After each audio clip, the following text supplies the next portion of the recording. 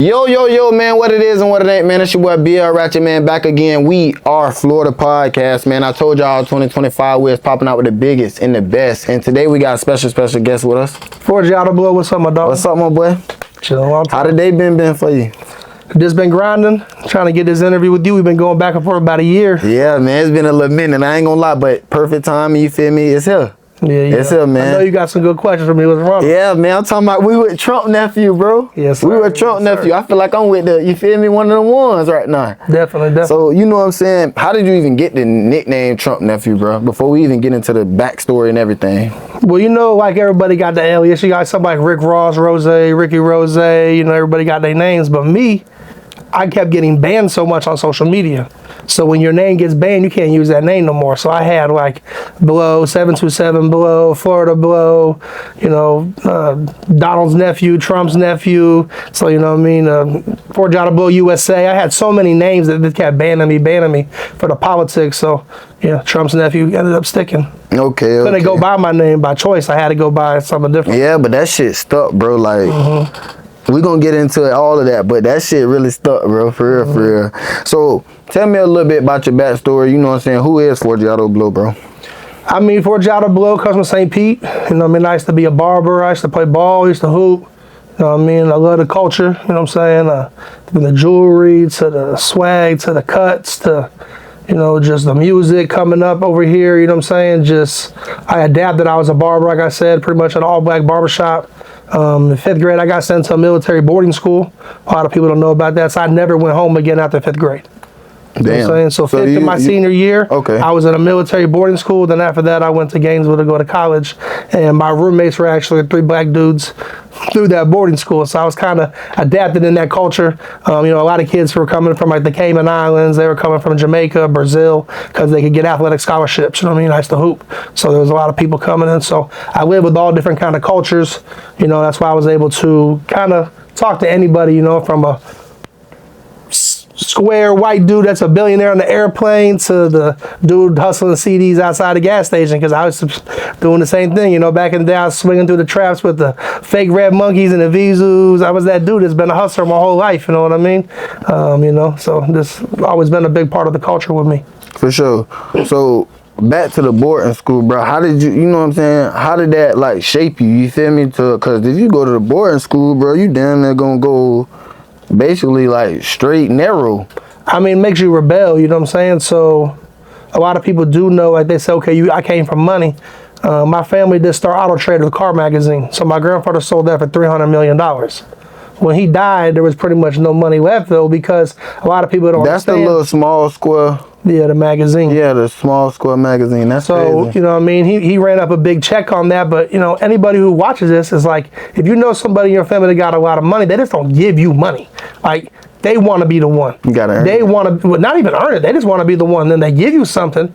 It's like, I don't get you a Bentley, bro, but yeah, I get you this Nissan. But anytime I need you to pick up grandma or do something, you have to go do that. But me, I wasn't even in my house. You know, I was living in the boarding school. So I was kind of in competition with him most of my life. I made all my money myself, all my millions myself. I wish somebody one day would come take a lie detector test on this with me. But at the end of the day, it's like, nothing wrong with family having money. Like, I want to have money if I have kids one day and for my family in the future. But, you know, that kind of schooling like that kind of sent me, like, makes you a little cold. But I was never really around for much family events, you know what I'm saying? So your family's all those other kids that are in them schools. You know, you watch on Netflix now, like all these schools, movies, all these people being put in there. Like, I saw one like May something now, where all these kids getting sent to like a school, and those kids come together and try to take over the school. It's kind of like that. Like, your family becomes those kids you go to school with for all those years. So for sure. So how did you end up, you know what I'm saying, becoming an artist though? Like, how did you stumble across being an artist? Was that like later on in time, or did you stumble across that when you was younger too? Always. I mean, I remember Mobb Deep, Survival of the Fittest, first song I ever heard. My grandmother, she lived in New York City. I used to be on the subways, you know, buying Method Man to Cow albums, you know what I'm saying? I played hoops, so, you know, everything goes from music. Like, if you ball, you know what I'm saying, you listen to rap music, you know what I'm saying? So from 3rd grade on, I was just nonstop playing music. I loved the music. I would say I started rapping probably like 18, 19 when I was in college. But I really started taking it serious like probably like 24, 25. like really taking the music serious. Okay. DJ Win, y'all just kind of, I saw him on the DJ podcast. Win. He was my DJ for a long time. I always had an image in the name of my city. Like, I was famous before I was rapping. I was a barber. I had the, you know, the big dunks. I had the Charger set up on the 28s, changing colors. I was hooping. I had the jewels, the fame. I already had my image. This isn't something I adapted after the music. And people used to come up to me. I used to push a lot of my homeboys that were rappers, you know. Fat Boy Super Cool was an artist. My boy AJ Cartel, Jimbo World. I actually lived with Jimbo World and his mom. AJ and me lived together too. So a lot of people come up to me and be like, hey, you know, you pushing all these artists, but you look like the rapper. You look like the artist. So I adapted to that, and the artists that I mentioned right there, they were haters, and they started helping me do music, you know what I'm saying? And like writing music helped me rap it. I remember I used to give Cartel, I used to beg him to do my ad-libs, because I could never ad-lib back in the day. And that became my strongest point. So, I mean, it was something that just came out of me. Okay. So do you remember your first song you ever made? Because like now, bro, we know the music you kind of made now, but you had a whole musical journey, like where you didn't work with everybody. You feel what I'm saying? But do you remember that first song you put out? My first big song was called Nothing Funny with me and Screwdle. Okay. He was certified hood St. Pete artist. And then after that, I did another song, me and Tom G. You know, I came out fast. Like, I was doing songs with the big wigs quick. Yeah. Right? So they're like, look at this white boy coming out. He's doing songs with all these people. I understood the marketing behind the music. You know what I mean? I got my first record deal. So, like, my parents didn't say, here's money, start being a rapper. Mm-hmm. A black NFL football player signed me. His name Thomas Jones. Played for the Bucks. He played for the Bears. The Jets. I put out my first song called Nothing Funny, and I got a record deal with him. Yeah. So and then, you know what? So like, stop what you're saying right there. I watched the interview with Thomas Jones, and he was speaking on his record label and shit like that. That's crazy. Yeah. But he said that's the first thing he went in. You feel me? Invested into. That's crazy. Yeah, he probably regretted it. Yeah, he was talking like that too. And I know he don't fuck with me. You know what I'm saying? Yeah, I ain't know that, but damn. But you know, he knows I was a hustler. You know what I'm saying? And he had a couple other artists. Best Believe was signed with us too. He's another Florida rapper. Yeah. We had Diamond from Crime Mob. She was signed with us. It was called I Am Me. So the whole time I'm getting all this hate. Like, you know, my rap name then was Curtis Blow. Right. So my rap name was always Blow, but Blow means been living off wealth. Yeah. But that's kind of controversial though. Like Curtis Blow, because you know the New York. I already knew I was gonna pop, because they called me Curtis Blow because I was balling, you know what I'm saying, playing basketball. Then I started rapping. I got the cease and desist from Curtis Blow after my first song blew up, like, and that's the first. I was gonna say that first quarter. That was the first person to ever get a record deal, so I already knew I had something going. They was like, you got like a white French Montana out there in Florida running with my name. Yeah, because like Curtis Blow is like the first fucking rapper. Like, they used to always like call me the white Rick Ross when I was coming up. You know what I mean? And Ross was my idol when I was young. You know what I'm saying? Yeah. I ended up working with him too. Yeah. So. Okay. Because I was gonna say, boy, that Curtis Blow name would have been, because you feel me? They had the whole Atlanta Snow on the Bluff thing and all that. You feel me? They was running with. So the Blow though, it's not cocaine. It means been living off wealth. Okay. Yeah, and I had to do that to get out of my record deal, because they had signed Blow.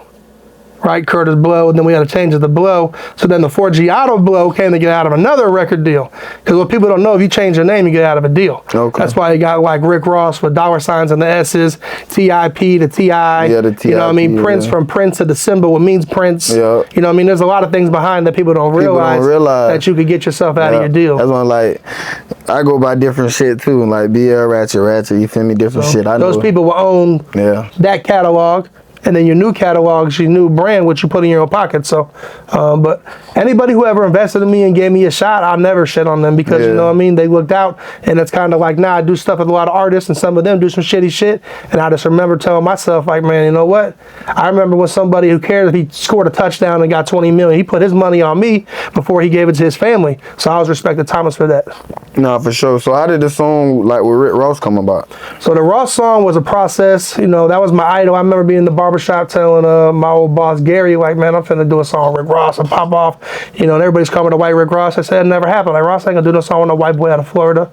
I apply pressure. You know what I'm saying? That's what I did. One thing that people know, they do music and they're from Florida, they've seen me. You know what I mean? I'm not hiding. I'm in the streets. I'm moving around. I used to, you know, pass out my CDs. I remember I sold my first charger on some 28-inch floaters after the classic to somebody to go buy 20,000 CDs to get them printed up. It's a pay to play. You know what I mean? And give them out. So, you know, I had a lot with that. But the thing with Ross was I used social media. All right. So I was sitting around thinking, okay, when I went independent, I told myself, let me focus on 1,000 fans. Now, this sounds crazy, but if 1,000 fans give me $100, that's 100 racks. So my 1,000 fans is giving me $100 every month. I'm making 100 bands. Everybody wants to have millions of views. They want to have million followers because they just want the clout. But I was thinking, build a cement foundation like bricks that like every time I fall, every time I got deleted, every time I got hated on, I could never fall back to square one. I fell back to where my fans caught me at, because your fans always gonna fuck with you, and if you fuck up or not, they rocking with you. Yeah, for sure. So I used to like put pictures up with me with like the Bel Air bottles, you know what I'm saying, repping Ross and stuff. But then I would tell, hey, I'm gonna give somebody, random person, $500. Let me give 500 ats at Rich Forever. I don't care how big you are, you're gonna see 500 people tagging your name an hour. So Ross would see it, boom, boom, boom, boom. You already know that. You know what I mean? They see everything. So I did that. Then I was like, okay, so the next step, Young Breed was one of Ross's artists. Young Breed was solid. I hit Young Breed up, and my boy Skrilla, who was with them too at one time, Skrilla and G, and they used to rock with me. And I told Breed, I said, man, come down here to Florida. I got this song, you know, Tampa from Miami. I had him come down here. I put him on the yacht. We was on the boat, you know, and I was able to put the MMG in my song because of Breed. I was able to have him in there with the Maybach chain, Ross's chain or whatever, you know what I mean, in the video. So people started kind of seeing that, and Ross was seeing the look I gave Breed, because Breed was a hustler and solid, but I felt like I gave a real big look visual wise. He gave me a cosign, yeah, but the visual I painted was like something that, you know, would be a Rick Ross video. Like it wasn't like we were in yachts, you know what I'm saying? We had butlers. He trying to see what the fuck going on. Yeah, so I was like, okay, I'm gonna give Breed such a look that Ross got to be like, then who this white boy? You feel me? Then people will post like, hey, I got a show here, I got this and that, and people want to go party. But when people post about their businesses, nobody want to pop up. Sure. So Ross started posting about these checkers, right? So I made this song called Rick Ross, Hustle Like a Boss, and I took all my favorite Rick Ross lines and I made a whole song out of it. You know what I mean? And then I started shooting the video, and like I had Haitian Fresh in the video, my boy Haitian Fresh, and it started getting some traction online. Ross started saying, hey, I'm gonna be at this Checkers, I'm gonna be at that Checkers, I'm gonna be at this Wingstop. I just started pulling up to him. Hey, what's up? Hey, what's up? Hey, what's up? Then I told Ross I had an Ice Ice Baby, I know he like old music, Ice Ice Baby remake. So I had Vanilla Ice, you know what I'm saying, on the Vanilla Sprite song that I did. I threw Ross on it, shot the video, you know, and went crazy dumb. It did about 50 million views. You know, labels and everybody were calling, people were talking, but I already had been on so many deals. I knew it was like, this was just the next level of foundation for me. Cause I mean, I got songs of Kodak Black, I got songs of French Montana, I got songs of Lil Durk, you know, Scooter, RIP, you know what I'm saying? I got songs with so many people. And when I met these people, they was like, oh, their managers like, we're only gonna do a song with one white boy. You're gonna be the only white boy. You know what I'm saying? Yeah. So that was like their look, like when I did my song with Durk.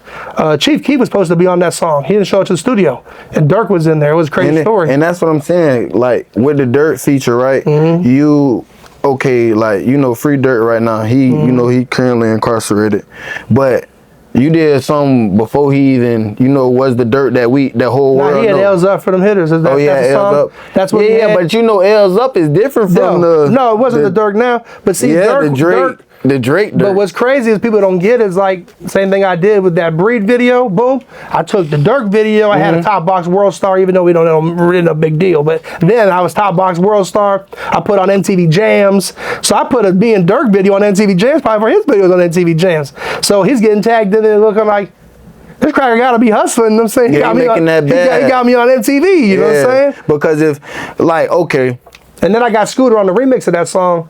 So that was pretty dope. You know how those big name rappers will come down here and then they'll tap in with like the big dogs, the big ballers, and come get like a, you know what I'm saying, a feature from them. Yeah.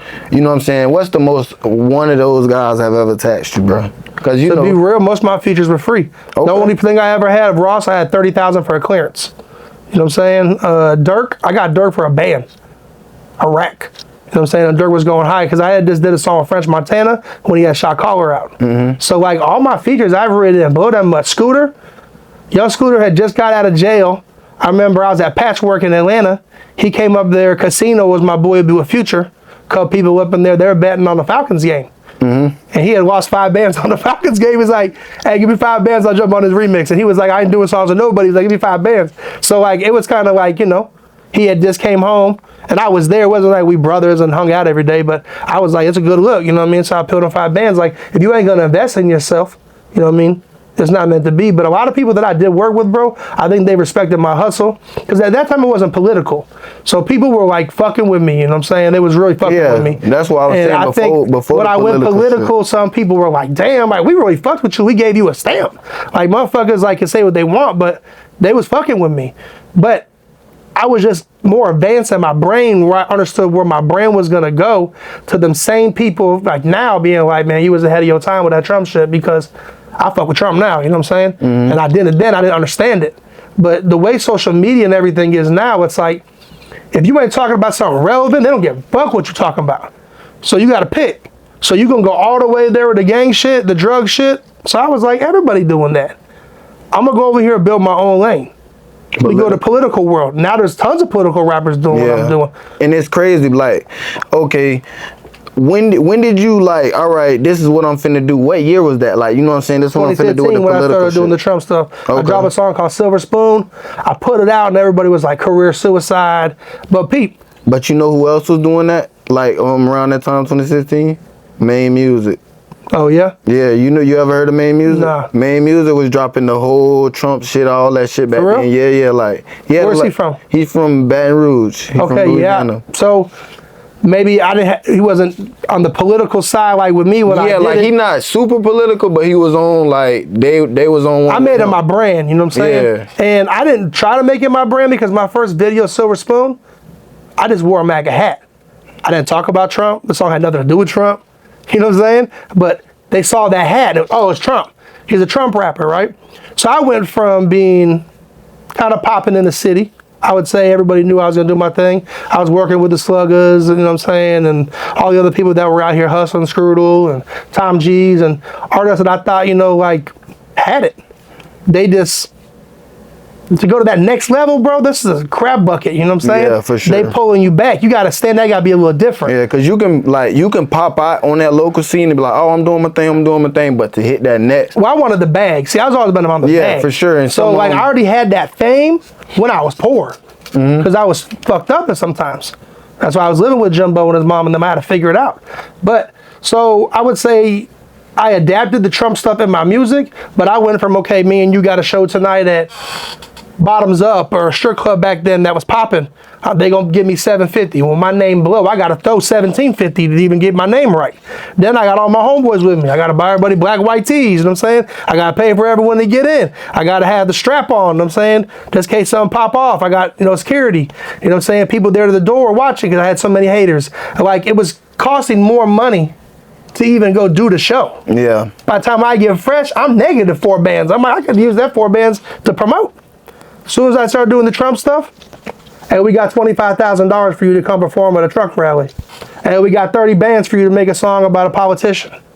You know what I'm saying? Now the phone call might be, we got $250,000 for you to do an album for a politician. And if I believe in it and I agree with it,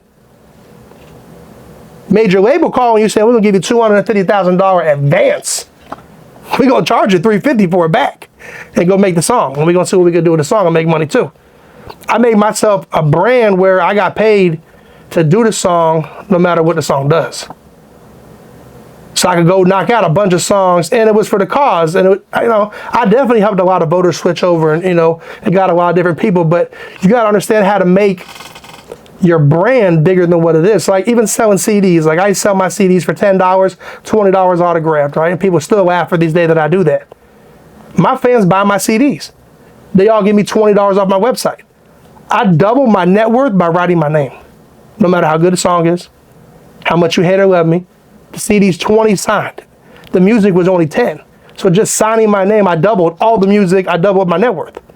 So you got to kind of understand, so I told you, get you 1,000 fans, give you $100. So if I'm like, hey, I got my Trump truck out here, I'm signing t-shirts, hats, and CDs, take a picture of me for the Trump truck for $100, 5,000 people show up. That's not bad. And I'm doing that every day for a rally for the year. You know what I'm saying? It's like the money can come back. So when the YouTube bans me, Spotify bans me, that only makes my fans buy more of my website. Only makes my fans support me more. So the hate actually helped me. the banning deletions, they help me get bigger and bigger, because when I can't find you, that's a problem. So when I do see you, I got to write that check right now and figure this out, because I don't know where to find you on social media after this, but I know you're the guy for this. For sure. So when you did take on the political stuff, like you when you took on the political views of everything like that, did you really like tap in with everything, and basically before you like made your decisions, like, all right, this is what I'm finna do, like, but you know what I'm saying, and be on Trump's side or be a Republican and everything, and start going to rallies and stuff, because you coming from, like you said, bro, the streets, the local rap scenes and all this other shit, because that's a whole different world, but that's not.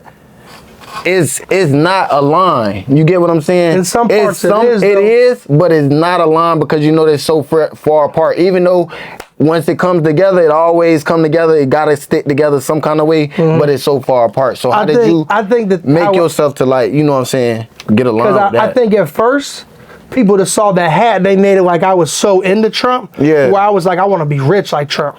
I want to be a hustler like Trump. So anybody who's really getting a bag in the streets, they love Trump. Every rapper, the Young Jock, the Black Donald Trump. You know what I'm saying? Everybody got Donald Trump in their music. They loving Donald Trump. Yeah. You know what I'm saying? Donald Trump at every courtside event. Everybody at his fight. Every black entertainer loving Donald Trump. Everybody loved Donald Trump. They didn't think Donald Trump had a chance to win the election. So they really wasn't giving me no smoke about the Donald Trump stuff at first.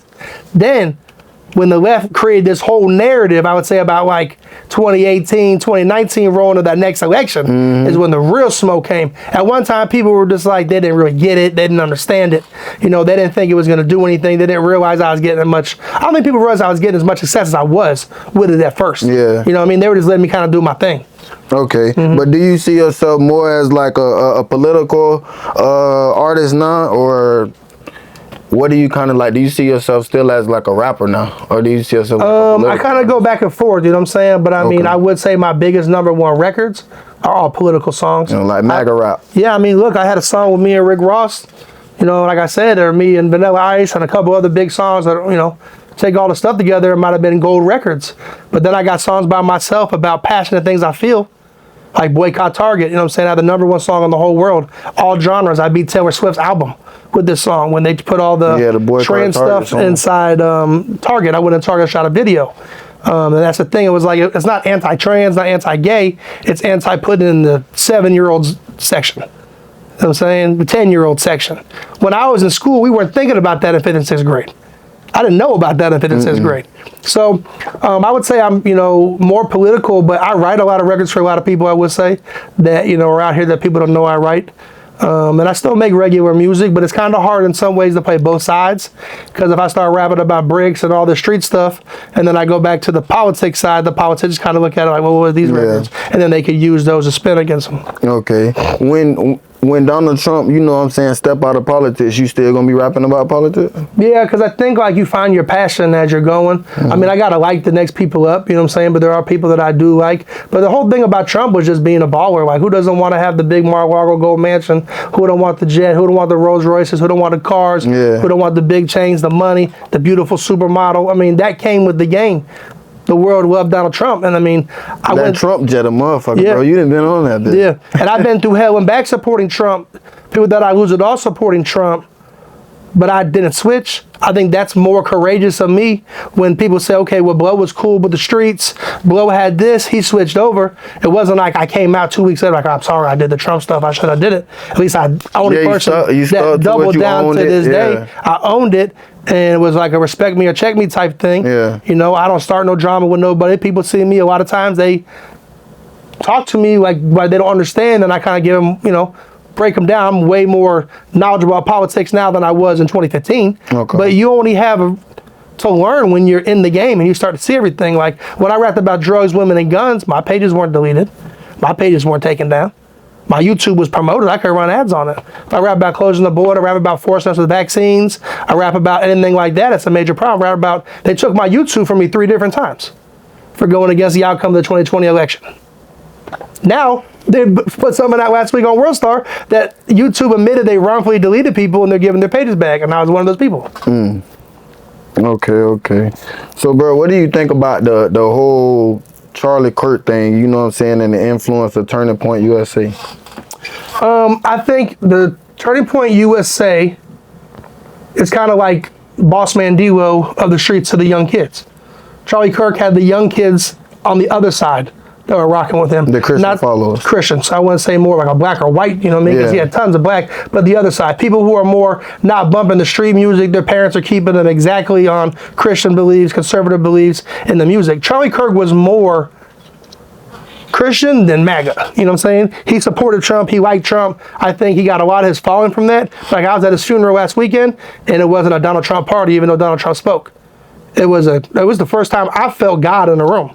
You know, I always believe in God, but I'm not somebody that's been at church every week, pounding it in. I've been America first. I've been, you know, Donald Trump and securing our country, making money and making sure we're keeping things in our country so me and you make money instead of going somewhere for another country to pay them to make what we're doing. And it was the first time I felt God in the room. The Charlie Kirk thing is just crazy to me to see somebody 31 has done so much.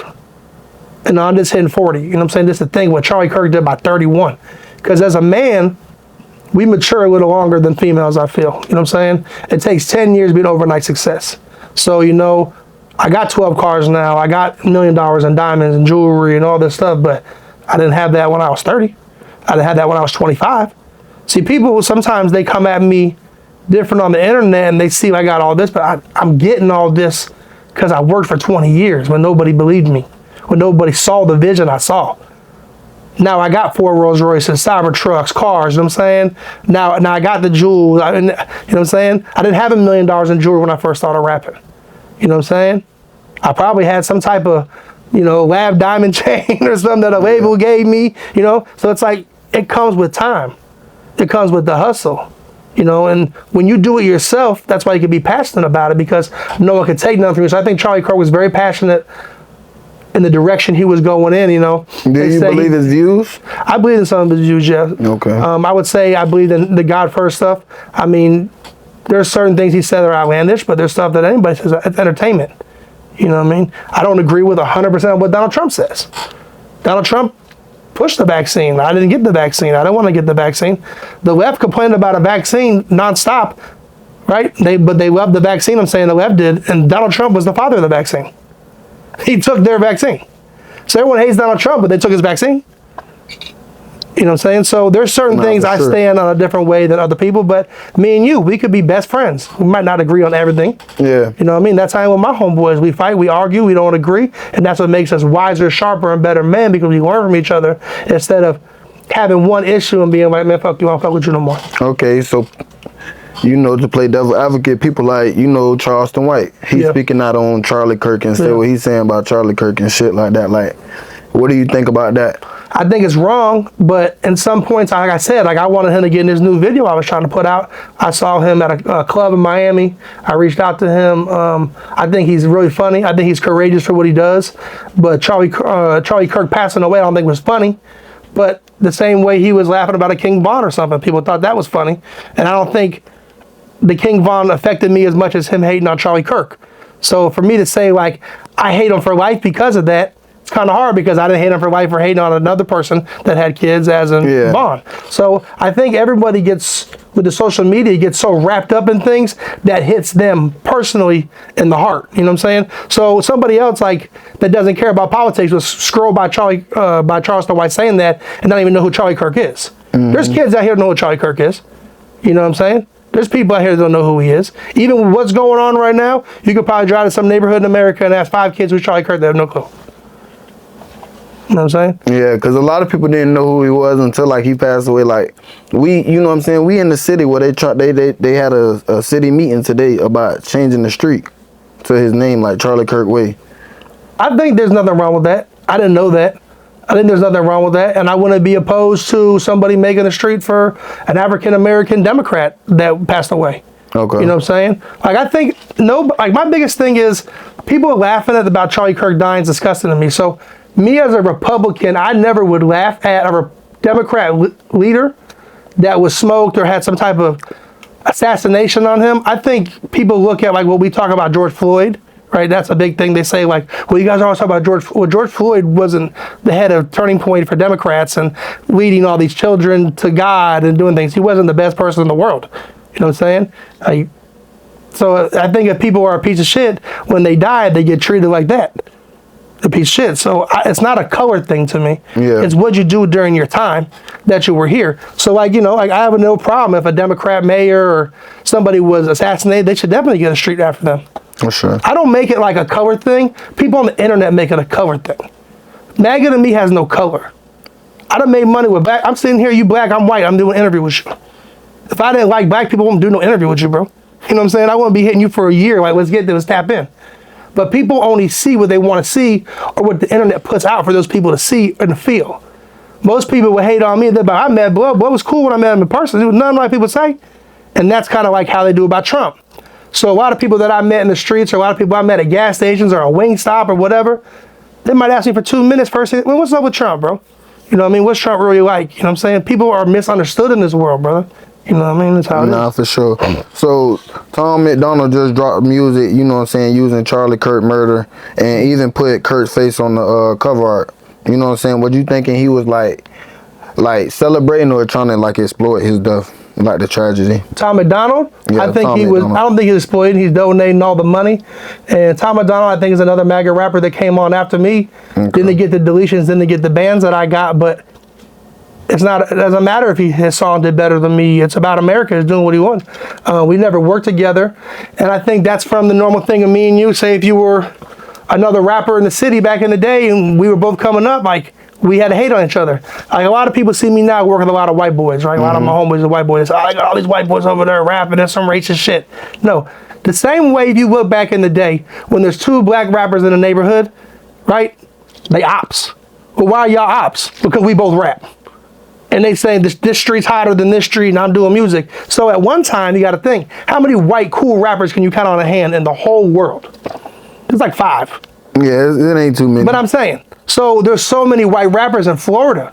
So one time we was all like, they trash, they weak, they garbage. And then as I got older, I started reaching out to people like, you know, there was always, you know, when you were young, like, you ever had a white boy around you? Yeah. Was there one? Yeah, there's always one. One white boy with every crew. For sure. You know what I'm saying? So after a while, I was like, well, I'm the white boy with this crew. I'm hanging out. They really banging. They really hustling. They really trapping. Y'all over there ain't doing shit. You know what I'm saying? So I kind of broke that narrative down to them. Like, bro, there's no reason we can't work together. So someone like Tom MacDonald, I think me and him might not have worked together because it has to be like, who's the biggest MAGA rapper? Who's the biggest Trump rapper? I'm not on that. I don't really care about that. Okay. I'm about bringing people together. Like, at one time, people used to inbox me. I was taxing for features my whole life. You know what I mean? But that's how I was paying my bills. Now, if I see somebody young coming up, I grab them like Bay Flogo. You know what I'm saying? Mm-hmm. I was giving them some studio time, helping them out, and I love to see them doing good stuff, even if they're not around me or not. That's what I do as an OG. I see people hustle, see some people working, I'm supposed to support it. You know, even if they don't come back around or whatever they have going on from other artists that I work with, I like seeing people go from 2,000 followers to 100K followers, getting a spin on the radio. I love seeing that type of stuff from people, you know what I mean? I've never been a hater on nobody. For sure.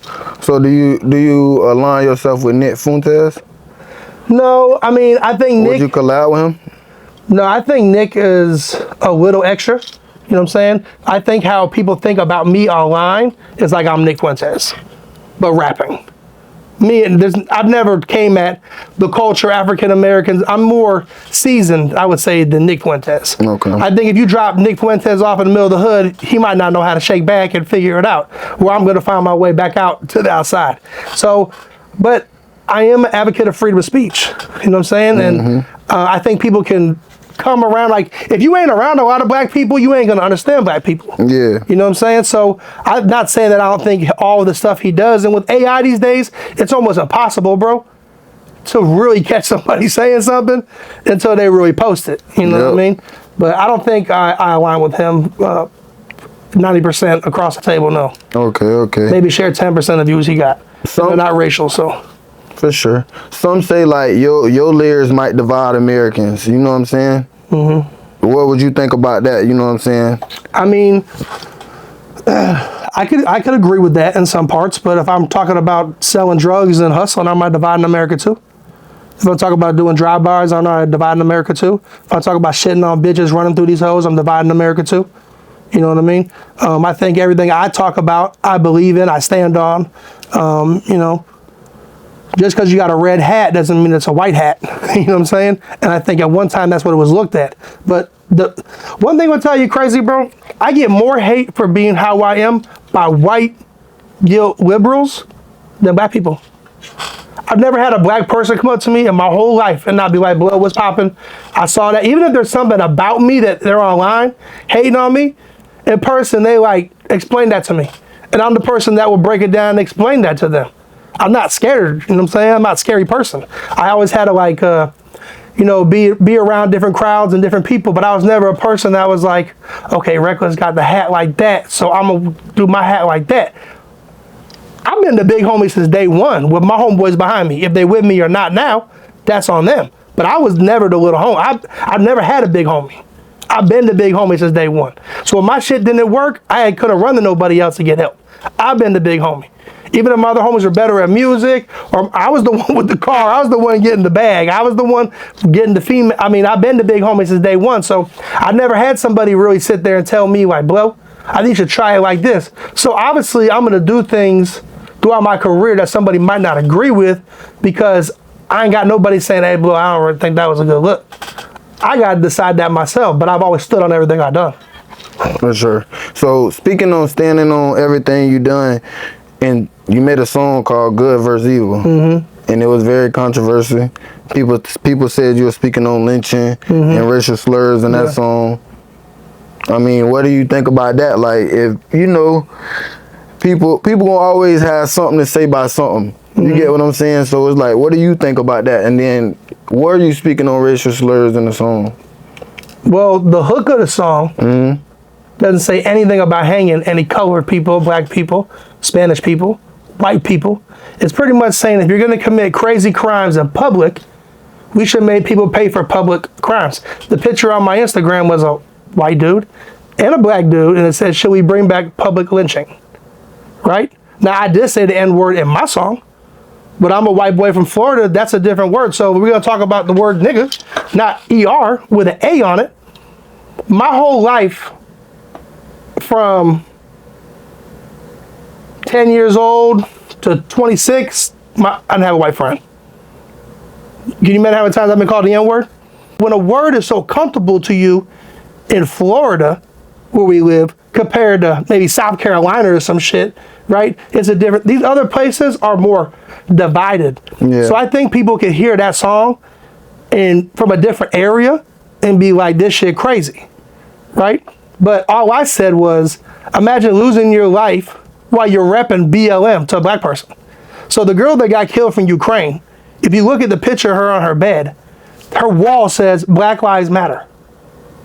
So my biggest thing is Black Lives Matter is a bunch of bullshit. Do Black Lives, like your life matter? Yeah. But we all know Black Lives Matter isn't Black Lives Matter. Yeah. It's White Lives Matter behind the scenes. They're getting the benefits. How much money did Black Lives Matter probably, stack up and make? We've seen them buying mansions, cars. You know how many people go fund these startups they could have did for businesses, rappers, clothes, boutiques, studios, could have gave all that money to all them people. So when people see something online that's called hanging, I understand that definitely African-American community that hits them hard, but I'm not here to play devil's advocate and kiss everybody's ass also. Because you got no problem with me riding around saying I'm spraying choppers and I'm doing all this and that. Because that's just normal. But when somebody hears the word hanging, it becomes a big deal. Whites were hung, blacks were hung, Spanish people were hung. So I can see if the song said we need to hang black people right now, the song wasn't about any race. It's if you live in this country and you're gonna kill innocent women running on track meets through their school, stabbing kids at track meets. I can't help that the Austin Metcalf lost his life to a black dude. That ain't my fault. Did I say all blacks should get hung? No. The girl on the train from Ukraine was stabbed. Why people were it'd be like me and you sitting here right now. Yeah. Me and you, take you times 10 in here. And some random person stabs me and everyone just lets me die. But I don't think it'll really go like that though. No, that's what happened on the train. Yeah, and on the train. So, but I'm trying to say, so I rapped about the train. Yeah. And I rapped about Austin Metcalf at a track meet. And I rapped about Lincoln Riley dying on campus running. Those are my parts of the song. Yeah, but the track meet is kind of controversial. It's kind of like it's both sides. Yeah, but I'm both saying sides. I'm able to speak on it. I just said, but it's I didn't say died by a black man. Yeah. I just said Austin Metcalf lost his life at a track meet. The media won't tell you, so I say it on a trap beat. Okay. It doesn't say a black person killed the thing. I get what you're saying because So the way I did it is, there's nothing in my parts that are racist. Yeah. And if you want to say my buddy on the hook and is racist, how is it racist? He says, we need a big tall tree and a little piece of rope. Leave them hanging at sundown. So the whole city know you don't mess around in our town. yeah, but sundown town is what? But sundown town. What is the sundown town? But he doesn't say sundown town. He just says when the sun's down. But you know what the sundown town is. But I really don't know the sundown towns. You want to know why? Why? Because I'm so in this culture with everyone. Yeah. I don't ever heard no black people I ever been friends with is like, oh, we got a sundown town, we got a people. But that's around here though. But so that's if you where go to I'm from. Mississippi or Alabama. So I told you I can see where someone says that where they from. Yeah. But I'm a Florida boy. There ain't no. I didn't know what a sundown town was until this song. Yeah. So if you go to North Florida, there's probably a few more. But I could tell you. What does that give people the right to make 100 TikToks viral about me having a racist song out where I'm talking about hanging black people when the song doesn't call to hang black people? Just say I made a song But it's a about controversy song. So it's cool, and I take the controversy. I'm Yeah. built for it. I'm not worried about it. Nothing about it. But state the facts. The facts of the song. I made a pro lynching song to all races, Yeah. See, and I stand on that. and it's 2025, so I look at it like They gonna twist anything. For yeah, they clicks, gonna bro. twist, they gonna turn everything. So, like, you already know, I'm pro-black. You feel me? So, it ain't about like the song, cause you feel me. Every single day, black people, we like us as black people. They're the biggest we killers of each other. We the big killers of each other. And say the N-word.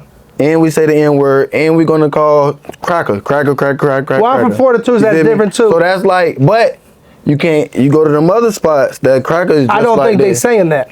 Nah, but they. No, they, I'm saying I'm agreeing with you. I think Yeah. they're not in the Mississippis and stuff. I think the cracker is way different. Yeah, you gotta. But I never say the ER. I just say nigga. And Yeah. if you're from Florida and you mean to tell me you haven't seen a white Spanish person say the word nigga, they crazy. Yeah. It's a normal word every single day that you use. It's not a word I go out of my way just to use, right? But if I'm talking about an interview, I'm gonna say the word that I do say compared to the word that people would say that I would say. Yeah. Right? I wouldn't say the ER on it because at the end of the day, it's like that's not even what the movement is and what I'm on. So I think how people might be taken back by that in other areas, I'm not shocked by it. But make sure you're doing the right stuff. Like you can go through my Instagram, I give out more money to the black kids in the streets than the big rapper, big trapper, Yeah. big baller. And this ain't something I just did this week. I've been doing this for years. Every time I see a little homie at a gas station, anytime I pull up in the rolls, you know how many hood dudes I done took my Trump chain off? Put this on, dog. Feel what it's like to put 100 bands on your neck. Yeah. Hey, hop in the rolls, take you some pictures. Oh, y'all shooting a video? Y'all pull up with a Ghost. I'll pull up with a Rolls Royce. That's me. Solo. Yeah, but sometimes they back to like your rap career. Like sometimes they'll be thinking like, all right, this the cool white boy who part of the hood. So, but then when you popping out like, damn, he ain't even part of one of us. You feel me? He ain't part of the hood. He's going against everything. But my brother, I'm agreeing with that, but I'm not because ain't no black person that I really know from the hood say that song was fucked up. Yeah. The people who I did ask that I know personally, but maybe that's because they really know me. I got black friends that call me, they're like, man, these motherfuckers is crazy, bro. Yeah. Not conservative black people either. Just regular black That's people. what I'm about to say, conservative. This is what I try to tell people too. Real people in the streets they don't give a fuck about Donald Trump, Kamala Harris. They don't give no shits. And I'm one of them. The only people that I got issues with are white liberals or the super, super right pro-black, Antifa. Like I'm on hit list, stab list. But half the time they pay by George Soros, people giving them money. You know what I'm saying?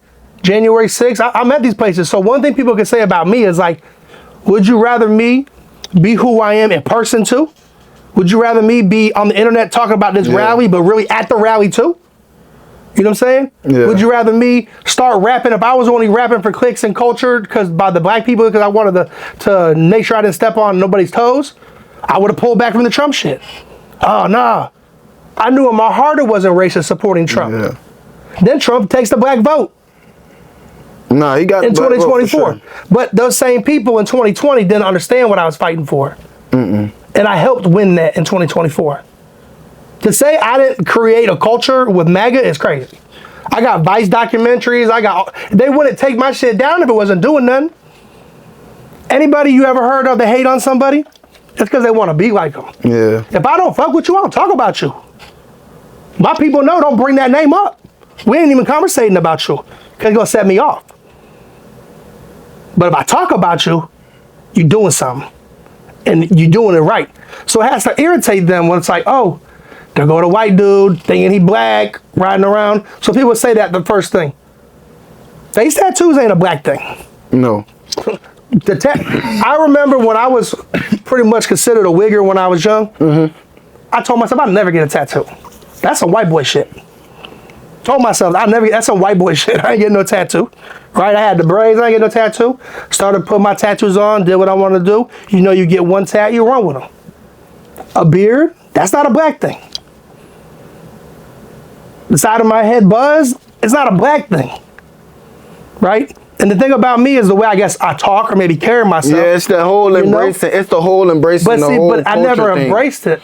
That's who I am. I just always been like that. Yeah, Since but you've met me in here, I haven't switched a switch. No. But say if somebody doesn't know you, they looking at the outside, but then when you get online and they hearing what's coming out, they like, damn, that's your childhood for real. That's what you really, that's your roots for real. So the same like roots that Trump them can't run away from or got in their body, you feel what I'm saying? That they are who they are and they're true Americans and all that. They fighting for everything that they fighting for, like that's you.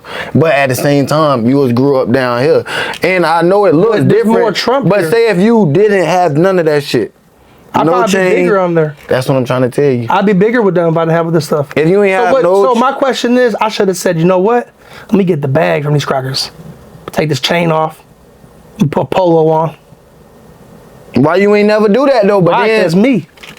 This is me. Yeah. But people might think it's fake though, cause you getting on here and saying one thing.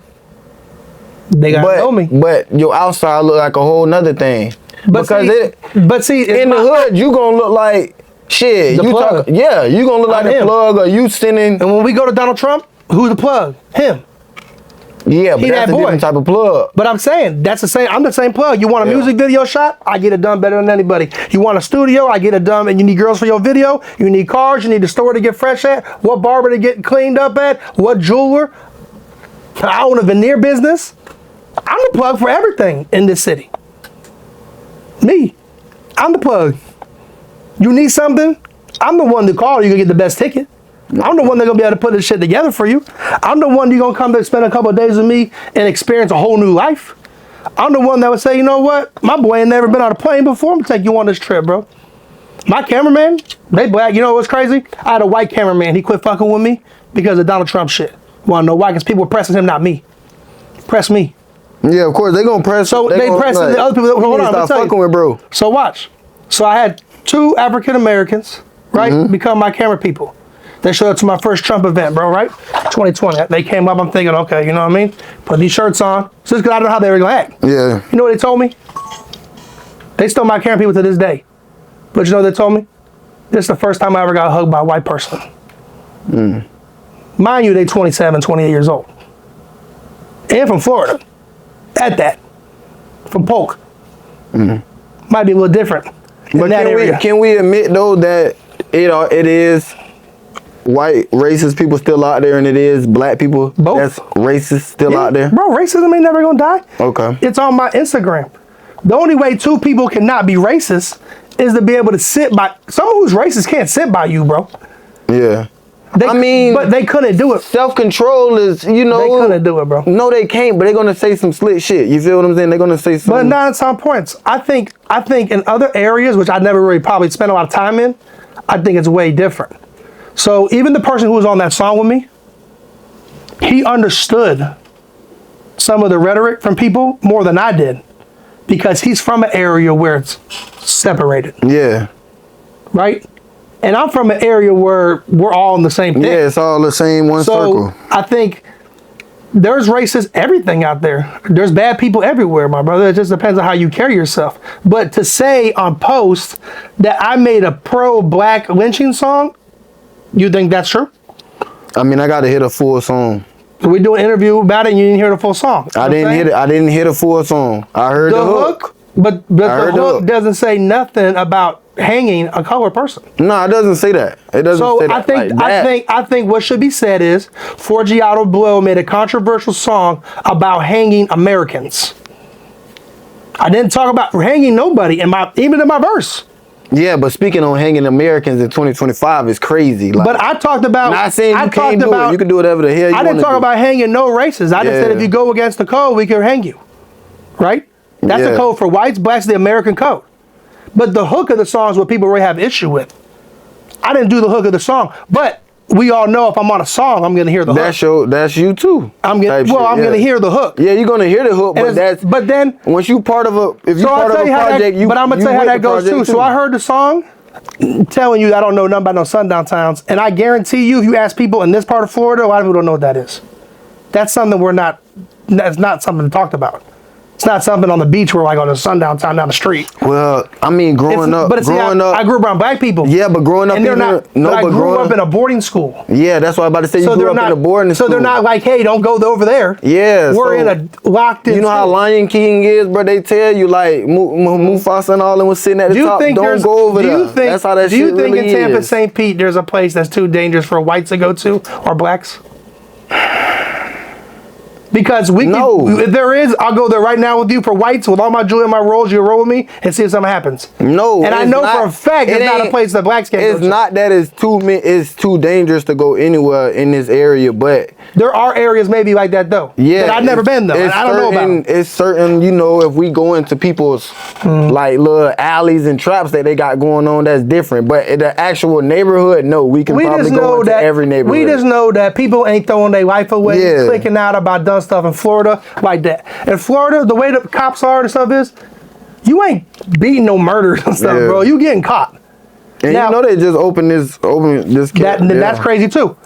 No, that's crazy too. Open carry. And I carry every day, but I still conceal. Right? I don't think I would open carry like how I see some of the people taking it. You know what I'm saying? Like AK-47s across the chest inside Walmart, because it's like, that's just, but that's not a race thing, because the videos I've seen are black people doing that. I haven't seen the whites, which I guarantee they are. You know they are though. 1000%, but it's not been put on social media. I've seen the hood ones being put up by the culture, being like, look at this, we're walking right by the police and we got a fucking stick on us. You know what I mean? I think the world's in a crazy spot, but it's always been in a crazy spot. I think what I'm doing would not have been a problem like it wasn't in 2016, 17, 18, because the world didn't have it on a magnifying glass. It wasn't looked at the way I was doing. It was like, what is Blow doing? Fucking United States rap? What the fuck is this? Yeah, but I don't see nothing wrong with what you're doing. I saw the vision. This you. I saw the vision. Yeah. I never took my way out of the lane, right? So I'm supposed to pop off in that lane and get the love I got, because I was a creator of that lane. If you ChatGPT it, I'm the pioneer of MAGA rap. It says that, it knows that. Another rapper too I came up with, Bryson Gray. He's a black rapper. Now he does Christian rap. He's not political anymore. He switched over and just does the Christian rap, which is dope. But I think that for people to be putting stuff out saying I made an anti-black song, they want to feel like that, cool, but that's not what a song is. You can't put that in my words. You know what I'm saying? I didn't say it. People take shit and twist it. I tell you something, you tell him something, tells him something, tells him something, by the time it's a whole different story. Nah, for sure. And everybody know that. So, bro, do you think that the black community benefits from, the MAGA politics? Or you think they've been hurt by it? No. Well, I think that what Democrat Party does is give you a little bit of crumbs, so you don't try to go out there and become something, start a business and do something. Trump gave more funding to the black colleges than any president. Trump's always not been a racist. I don't think Trump's a racist. You know what I'm saying?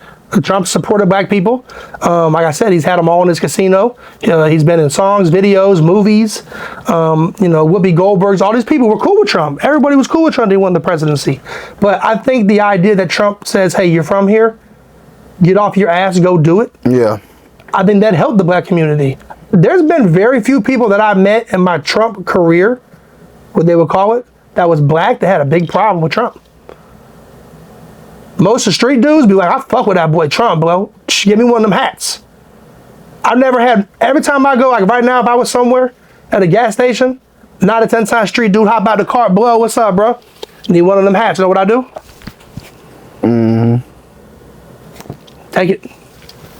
That's my job. Now you got it. Now when he wearing motherfuckers, hey, fuck with Trump. You know what I mean? So I think Trump gave people opportunity. I think the black people kind of like, you feel me, the hood people, not the black people, the hood people are kind of just stuck on the stimulus still. Yeah, but you know what? Trump tried to give that third stimulus and Nancy Pelosi didn't let it go through. The Democrats who blocked the stimulus. But at the end of the day, what do we get? $1,700 or something, a band? Yeah. But a lot of people didn't never have $1,700. I'm agreeing with that. I'm agreeing with that, but I'm just trying to say, a lot of bitches was like, these days, the Democrat Party will let people get a little bit of money, like I told you, and they'll guarantee that forever.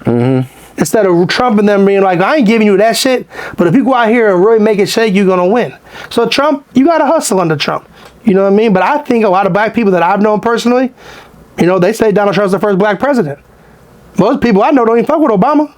I mean, it's, There's a lot of people though that they don't fuck with Obama. There's a lot of rappers. I got a song with Kodak Black. He fuck with Trump. No, he fuck with Trump. So when I put the Trump hat on, at first, Kodak put it on and said, "Peep." I had a peep. Yeah, but that's Kodak. He ain't have to say nothing. But I'm saying, but you at them rallies, bro. They knowing you. They knowing Kodak. Yeah, but he got pardoned by Trump. So everybody like, yeah, we know why you fuck with him. You gotta fuck with him. You locked in. You tied in. You have. There's to more fuck with people him. that in that pardon. Like, no, I understand, but I'm talking about Yak in particular. I got a song with Kodak though. You got pardoned by Trump. You gotta. Me and Yak both got the Trump chain, but Trump could have got pardoned and been like, fuck that boy. Yeah, but how would that have went for him? The crowd might have been like, yeah, he played Trump. He got over on Trump. The culture would have said that. But the rest of the world would have been like, all right, bitch, we come to get your ass. But nah. That's federal people. That's all the motherfucking people, think Kodak, just because he got pardoned by Trump, these other cops is off his back? No, but that's the state. That's down But I'm just trying to say, they on his back no matter what. Of course. And the other thing, Kodak a solid dude. He one of the first few people I did a song with. He shared it, tweeted it. You know what I'm saying? I think Kodak, he had Charlie Kirk in a different way. You know what I'm saying? You think that? Yeah, because he's speaking to the youth. I believe Charleston White is probably the closest thing. Maybe like in his way. I'm saying Kodak Black, man, he out there, like, I see Kodak on the videos, man, he paying people's rent, he's showing love, he ain't putting really too many people down. Charlie Kirk, he might have said some shit, right? Yeah. But he let you sit here and say it with him. Nah. But he didn't say shit online, not pop out. But he also said it to a lot of college students and people that didn't really, you feel me, know what they kind of maybe was talking about, people who wasn't all the way educated, but the idea is they wasn't all the way but educated, that's a good thing, because sometimes you gotta put you on your ass and show you his real love, you know what I'm saying? Yeah. Someone gotta tell you, bro, you don't know what you're talking about. But if he would have been in the room with people who actually know the information on what he got going on, I disagree with that, because there's people that studied for days that get that one opportunity to talk to him, bro. There's hours and hours. They could, if people really cared, they could have went to that college campus and put a hat on and stood in line. Yeah. These people you're talking about, they could have went. So it wasn't like Charlie Kirk picked his opponents. Like, he let them line up and do their thing, bro. You know what I'm saying? Yeah. And I look at somebody like Kodak, what I'm saying that is, I see him see something with a kid, he take his time to talk to the little kid. You see LeBron James and them, little kid, hey man, walk right by him. Kodak kind of dude that's, man, get that kid, man. You know what I'm saying? I remember I was at a rally, and this kid was walking around with this, Elon Musk picture of a Cybertruck. The Butler rally, the second one where Trump got shot at. I go to all the rallies. This kid go by the front of me, crying. I'm like, why you crying? Random kid. Elon want to sign this. I'm like, you the big homie, you supposed to sign this, you feel me? So I walk up through the security because they know me, Elon ain't signed this. And he signed it for the kid after he told the kid no. Because he already knew. I'm like, bro, sometimes somebody got to remind you, bro. Yeah. You might be him. But bro, this little kid, all he asking for is an autograph, bro. They're going to change this kid's life. So when I see if I got 20 bands in my pocket, I'm at a gas station, I see some little kids out there, man, it's 100. Because that one thing shows them that, like, man, you know what? If someone is telling the white people don't fuck with them, well, that white boy fucked with me. He gave me $100 at the gas station. I'm gonna give him my own opportunity. And if not, just so they could, get something that they could be like, okay, my mom, dad didn't give me that, or take that from me. You know what I mean? Like the other day, I gave like a band to some kids. You know what I asked them? Who the president is? Donald Trump. They knew the president. Gave him MAGA hats and thing, and people were like, oh, that's grooming the kids. No, I was just about to say that. People might take that as in you trying to orchestrate or I'm asking you coerce. I'm asking you who the president is of the United States. Yeah, but you are a walking brand, right? But you are a person. Right. Listen, you a walking brand, bro. So you got to think. You basically like a walking brand for yourself and Donald Trump. So when you get ahead of, if those kids don't believe in that shit, you basically then coerce them. Not you feel so me? much, That's like the you feel me, the ice cream man, or if somebody try to give your child candy. Nah, the kids were running around begging me for money. Nah, that's different though. That's different. So I said, who the president is? Yeah. You know what I'm saying? I say Trump. They say, you like Trump? I love Trump. Okay, boom, here you go. You know what I'm saying? And give them somebody. But do you try to persuade people, like, to, you know what I'm saying, believe? Well, I mean, he won now. Yeah. He won now. No, I persuade all type of people all the time. That's what my job is, because see, I'm more relatable than Donald Trump. I think the people at one time had a problem because they didn't know how to relate to Trump. Yeah, but then when he popped out with Ray J, Kodak, who else he popped out with, bro? He popped out with so many damn people, so bro. many rappers supported Trump, people, but a lot of them, you know what I'm saying, they pop up to rallies and they do things, but Amber Rose for sure. Yeah, you got a good relationship with her. Amber Rose, cool. But what I'm saying is, like, people didn't realize, like, I think that was my thing at first too. It was like, okay, I might have been a cool white boy, but how can I relate to Blow when I was doing street music? You know what I mean? He be with some street dudes, but I don't think he doing nothing street. You know what I'm saying? I ain't running around doing drive-bys, but I'm not saying 3 or 4 of my brothers and then got life sentences right now. You know what I mean? I was like, that ain't for me. I'm gonna figure it out. I moved to the A. Everyone knows how bad the A is. I was living the A for a whole year. I'm in Kamal's. I'm in all the clubs every single night. They killed my DJ Nando. You know what I mean? He almost had me a little situation with Akon. And they was like, oh, Akon wants you to be on some Lady Gaga shit. I'm like, no, I'm a street rapper. I ain't doing that. Because I was young, bro. I didn't really understand the vision. But sometimes only people can do the vision is you. You got to have the vision for your podcast. You got to have the vision for your songs, your hustle. Someone could write you a song, it's a banger, but you didn't rap it like it's you because it ain't you. Because this dude ain't you. You know what I mean? So when I had to sit back and I realized they've been hating on Trump since day one. No matter how much money you got to get hated on. They love him and they hate him. They love him again. Every time he kicks a door open as a billionaire, another door is there. It was my story. I was the rapping Donald Trump. You know what I mean? In the rap world. Song's fire. What you mean it ain't? I got Rick Ross on this bitch. Got the video going crazy. How can I not get on the radio where I live? I pay, you know what I mean? Radio's payola. It ain't. There's not a radio station in America that's like, you got a good song, we're going to put you in rotation. There's 10 slots for 10 songs. They pay for it. How I go. You know what I'm saying? Everything's payola. You get played from the club. That's just for you people maybe to believe in you one day. Like, I got played on the radio. Check it out. Yeah, from the club. You don't even get a spin from that. Or from mix show. If you ain't in a regular slot, you ain't in rotation. Everything's payola. So Donald Trump was somebody that like nobody believed in, even though everybody loved him. But the president, they laughed at that man. They didn't think he was going to win. They didn't think he had a shot. Then to say he came back, right? They trying to jail this man. They trying to assassinate, kill this man. I'm at these places. I'm seeing all the hate. I'm seeing everybody getting so mad. Black Lives Matter and all these rallies talking shit to me. I'm like, well, how many homeless black people did you drive by today that come talk to me? If you really care, how many black people did you, there's a black guy right there, sleeping on the ground. Go help him. Why the fuck you talking to me for? Yeah. But do you feel like, see, when you say things like that, do you feel like, all right, when y'all screaming Black Lives Matter or what's going on, do you feel like basically only white people should worry about what the fuck Trump got going on? No, everybody should, but I'm talking about the Black Lives Matter movement. Yeah. So, like I told you about this earlier, so saying Black Lives Matter, everyone's lives matter. Yeah, everybody lives matter. But I'm just talking about the money they were getting.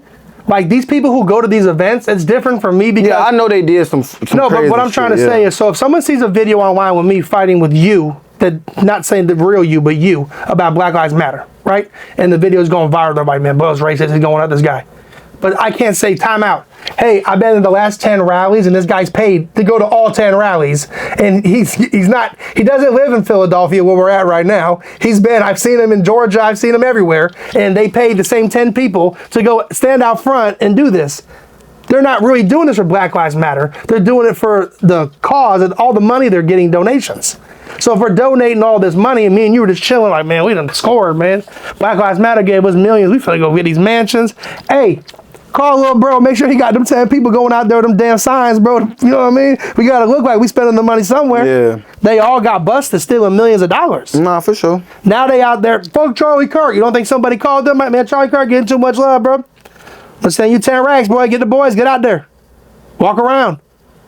Half the time it'd be 4 or 5 white people with 2 black dudes doing it. So when I go somewhere to a Black Lives Matter event like in New York City, and it's all white people with Black Lives Matter, I'm like, where the black people?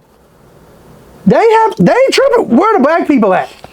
I want to talk to them. You got to think, black people stay in black people business. Like, they kind of don't, I'm not going to say it's not all black people don't care about politics, but most don't. Most don't give a damn because you have no control of nothing. You know what's crazy, bro? Even though if people take initiative to have control of their life or what's going on, they can, but most black people don't think that they can take control. So a lot of black people just stay in black people business, just like. I agree. So like, okay, Palestine. Yeah, for sure. The biggest thing is, the transvestites and the rainbows out there. Yeah. No problem with them protesting for Palestine. How do you think they would do in Palestine? You talking about Black Lives Matter? No. Oh. Transvestites and they wouldn't do. How would they do the first day they got there and said, we're fighting for you guys? You know how that shit goes. They gonna kill them. Yeah. They gonna kill them. You ain't even allowed to be gay or trans. Nothing. They gonna kill you. You living in a country that you hate, we're letting you be who you want to be. They gonna kill you. That's worse than white and black. Yeah. Hate. That type of shit. Do you feel like America is the best country? Best by far. Okay. We got opportunity here. Yeah. It's like, when Kamala was running. Okay. I don't know, really. I don't support Kamala. Are you Democrat or Republican? I'm neither party, but, Okay. But did you support Kamala Harris? Nah, because it's like, I don't know, for real. Just like I said, I got no issue with Kamala Harris. How did she get the nominee? Donald Trump had to get the nominee. Yeah, he had to get the nominee. Through all the hate. Yeah. She just gets the nominee. We picked her. Y'all don't have nobody else? Why didn't she have to go against her own people for that nominee? That's why I didn't support her. Mm-hmm. Then, woman president, I'm not ready for it. Not that I don't think women are good enough to be the president. They won't respect us in other countries with a sitting woman president. Not immediately, not immediately, and I agree with that. The way the world is right now, it's not the time for it. Yeah. But like someone like Beyonce ran for president, she'd probably win. This is a popularity race, but we both know the president does 1% of what's going on. There's more to it. He's so like when people are like Epstein's list, Epstein's list, Epstein's list, let's talk about Epstein's list. If Donald Trump had an Epstein's list to put out, it would have been out. If his name was on Epstein's list, the Democrats would have used it to put him in jail. Nah, for sure. The people aren't understanding that this list is a list of thousands, probably of hundreds of thousands of names. You could have been my driver and you're just on that list. How am I going to come back and ruin your billion-dollar company now because you were my driver? And they're going to say, you were on this list. Well, we know what you did on this list. We knew you were there because you were on an airplane. But the list is supposedly, bro, like hip-hop, you know what I'm saying, comes from the black community. How do you reconcile, like, through MAGA rap, you know what I'm saying, a movement that's often criticized, by hurting the same community? I don't think nothing MAGA music hurts the black community. I think if it is from a black community, it's been cashed out by a white community. The white community buys the music. All these big rappers that put out their albums and they sell, who's buying their songs? I know the streets would go pay $200 to get in the club early to see the live show, and underground or fuel or in a club around here. But like, who's going to the store buying the music? Who's buying the CDs? Take it back 20 years. There's bootlegging the CDs, selling a $5 for a dub in the streets. They ain't buying the music. I don't think nothing MAGA has been racist. MAGA doesn't have a color. There's nothing about No Republican message that in my music has been hating on black people. Okay. I don't think there's a MAGA song that's disrespected any color. But I mean, the culture is fueled by white money. They're buying the music. They love the culture. They spend the money. Yeah, but you said on your platform, like certain platforms censor your music. You know what I'm saying? Is it for political reasons, you think? Yeah, the stuff they censor is like going against the 2020 election. They'll read guidelines. Going against vaccines, you're getting out of there. Trying to pretty much like close the border. They're a little iffy on it, but if you touch some vaccines and you touch like, elections that already passed, it's pretty big. They'll take you down. Okay. You can't rap about it, but you can rap about doing a drive-by. You can rap about serving fentanyl. You can rap about rape. You can rap about put Molly under champagne. She didn't even know that. You know what I'm saying? You can rap about anything you want to rap about. But, I think it's freedom of speech. To me, I don't think it's a problem if you do rap about it. But if you hate Donald Trump and you say fuck, like Nipsey, fuck Donald Trump. You know what I mean? Nipsey's one of my favorite rappers. You know what I mean? I saw that. But it's kind of crazy that's like his biggest song at that time for him and YG. You know what I mean? The people were about that. YG made that song. You know what he said in 2024? He's voting for Donald Trump. The same person who made the Fuck Donald Trump song is voting for Donald Trump. So that just kind of shows you that there's no race baiting with MAGA with the black culture to me. Yeah. So what you think about the Israel and the anti-Semitism? I kind of stay out of that. There's nothing in my music that's really Israel or Palestine. I've always been America first. I'm not a hater on the Jews or the Palestinians, but I do feel like we have more problems in America that need to be solved in America. I do have Jewish friends that might have been in my video behind me having a flag for Israel, you know what I'm saying? That's because most people who are Palestinian aren't going to get behind me in my video. Now, I did do a song called Burn My Flag, and it went #1 all genres. And it was pretty much about people burning their flags. And there were flags in there being burnt, but there was all types of flags. Because when you come to America, you live in America, you stand for America, you love America. If you burn the American flag and hold up whatever flag it can be, you love it so much, go back there. That's not a white, black, brown, anything. If you came to America for a reason, whatever the reason is, you're here. You're choosing to be here. We're not kidnapping people from other countries and bringing them here. We're keeping people out of our country. So to reap the benefits of live here and still burn our flag in front of our face is disrespect. You know what I mean? That was kind of like what I see with the riots. They got riots. They burned down their own neighborhood shit. They burned down their own CVS's, their own gas stations. So when your grandma needs to get that Medicaid or medicine, she got to go 10 miles away now because you done burnt the local one down, right? And then think about it. You know cats in the streets, right? You interview people. Right now, some shit went crazy here.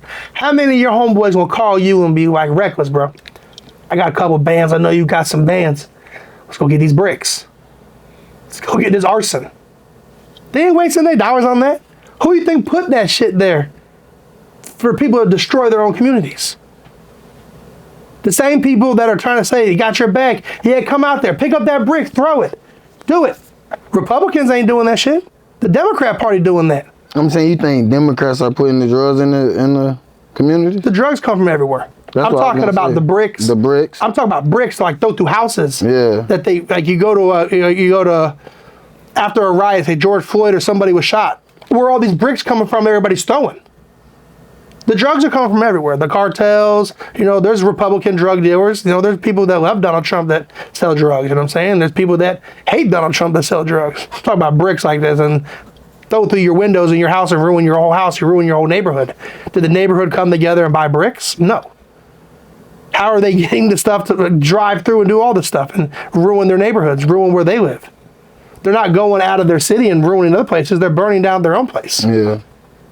Do you think America? It's all structured. It's meant to happen. Yeah, but do you think with people having strong opinions like you are like back to the division in America, you feel me? Are like, do you think America is versus America right now? No, I think the people who are coming to our country are the ones picking our country apart. I think the media is always going to take narratives and change it to try to turn people against each other. But I think Americans been through so much crap. When you go eye to eye with somebody and both sides can have a genuine conversation, it ends at a conversation. You know what I mean? Like the other day I saw after what happened, I forget which college it was, but 2 white guys showed up to a black college and they got ran off by the people, you know what I'm saying? And they were like, get out of here, da-da-da.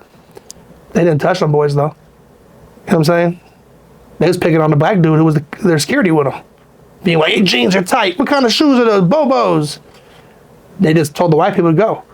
If they were so dangerous and reckless, they probably would have did something. They would have got get back or whatever they were looking for. They were just like, we ain't having it. You know what I mean?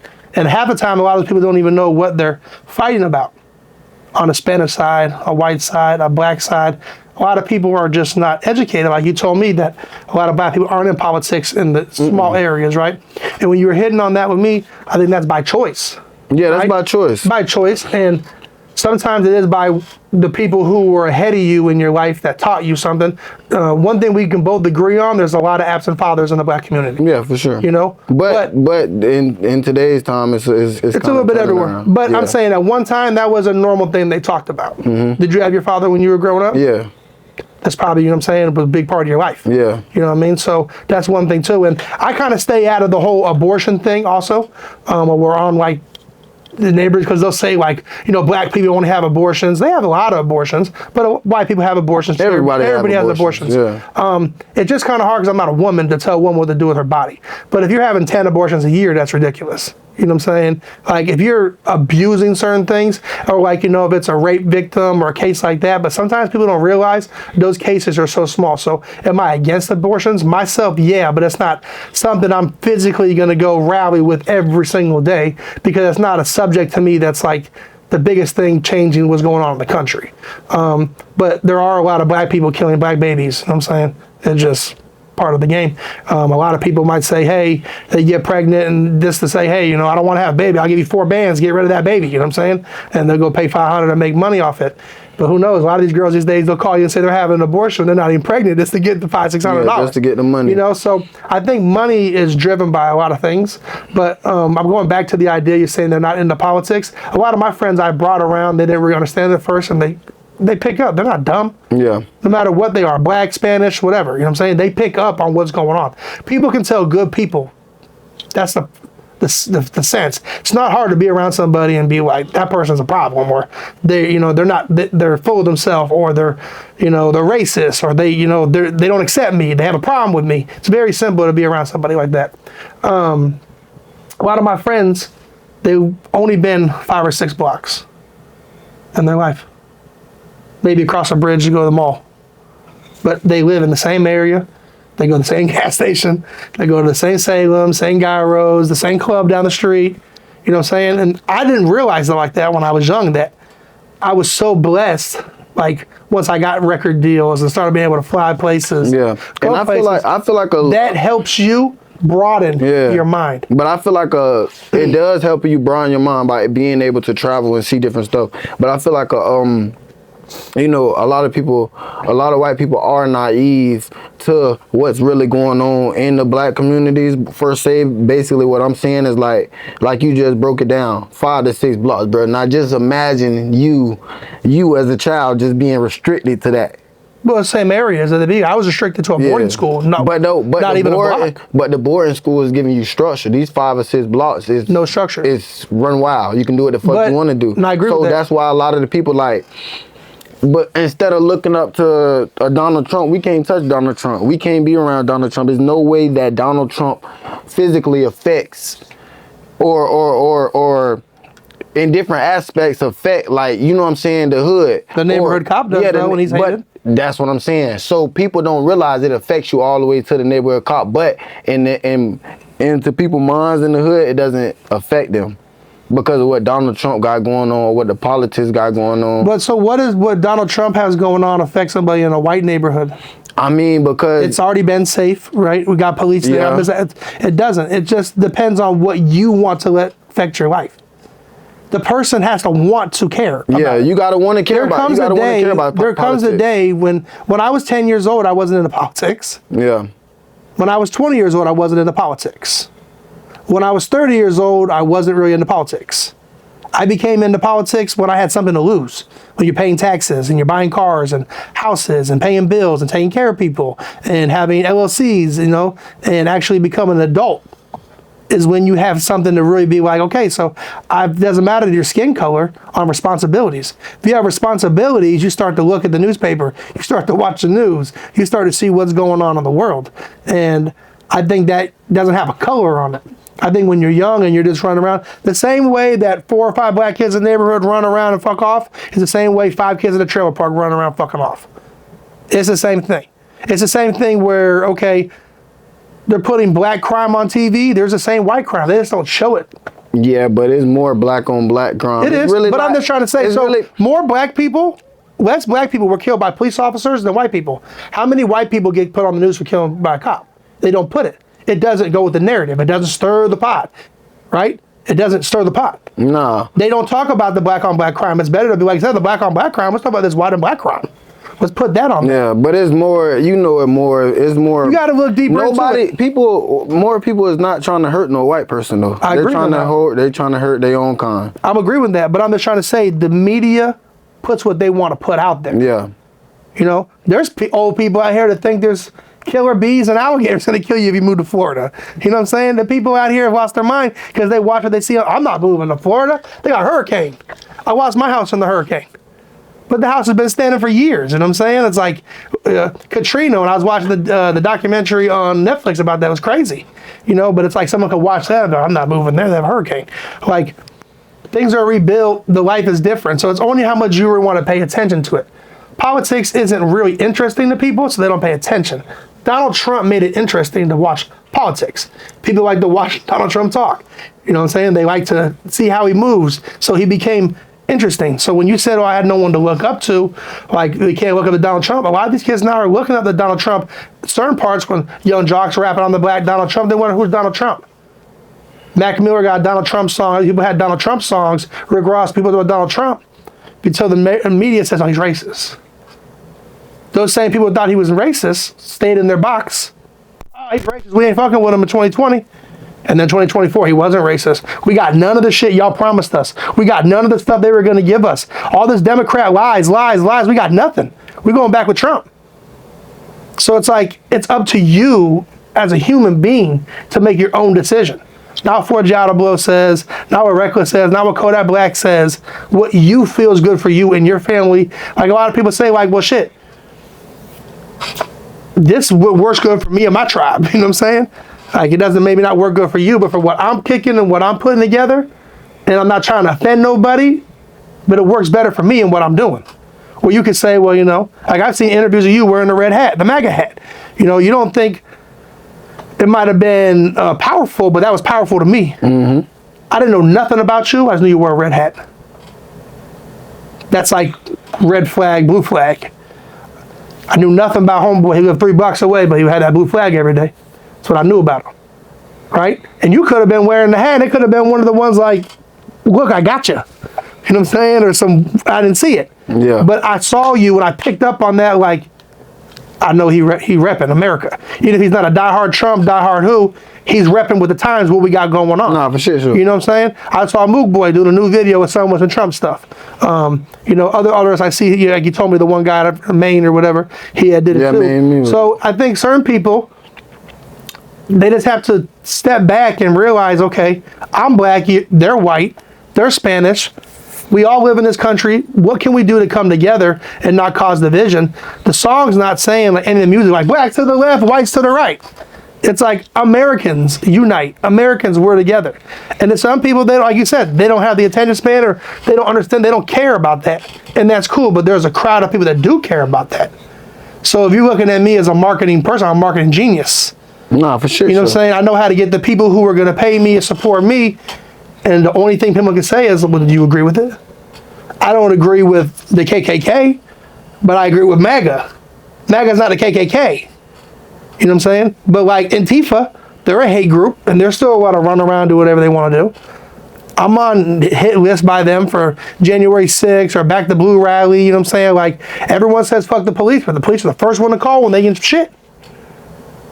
Oh man, why you calling me? Call the police. Your mom will call you. Hey, someone's coming through the house, man. Call the police. You got the same song guy saying fuck the police though. Speaking on that, bro, what you think about the Young Thug situation? I mean, and he just dropped his album. It was kind of controversial too, because he made himself like whiteface type shit. I thought that because, you know, I'm controversial, so I saw that. And I was like, you know, well, damn, what if I did a blackface? You know what I'm saying? Yeah, we wouldn't have liked that, bro. But I'm just saying, well, if I did that, they would have a problem with it. And Young Thug was just saying, you want to be the best, be white. It's pretty much what he said. Yeah, he said if you want to be the best, go white. Go white. Yeah. The biggest, my bad. The go biggest. White. Go white. I think it was a play like on some Michael Jackson stuff. And I watched an interview on him saying it was like a joke. You know what I'm saying? If I was like, and if my thing was, you know, if I want to be the most toughest, go black. You know what I'm saying? And put it out. I'm bold enough to do that.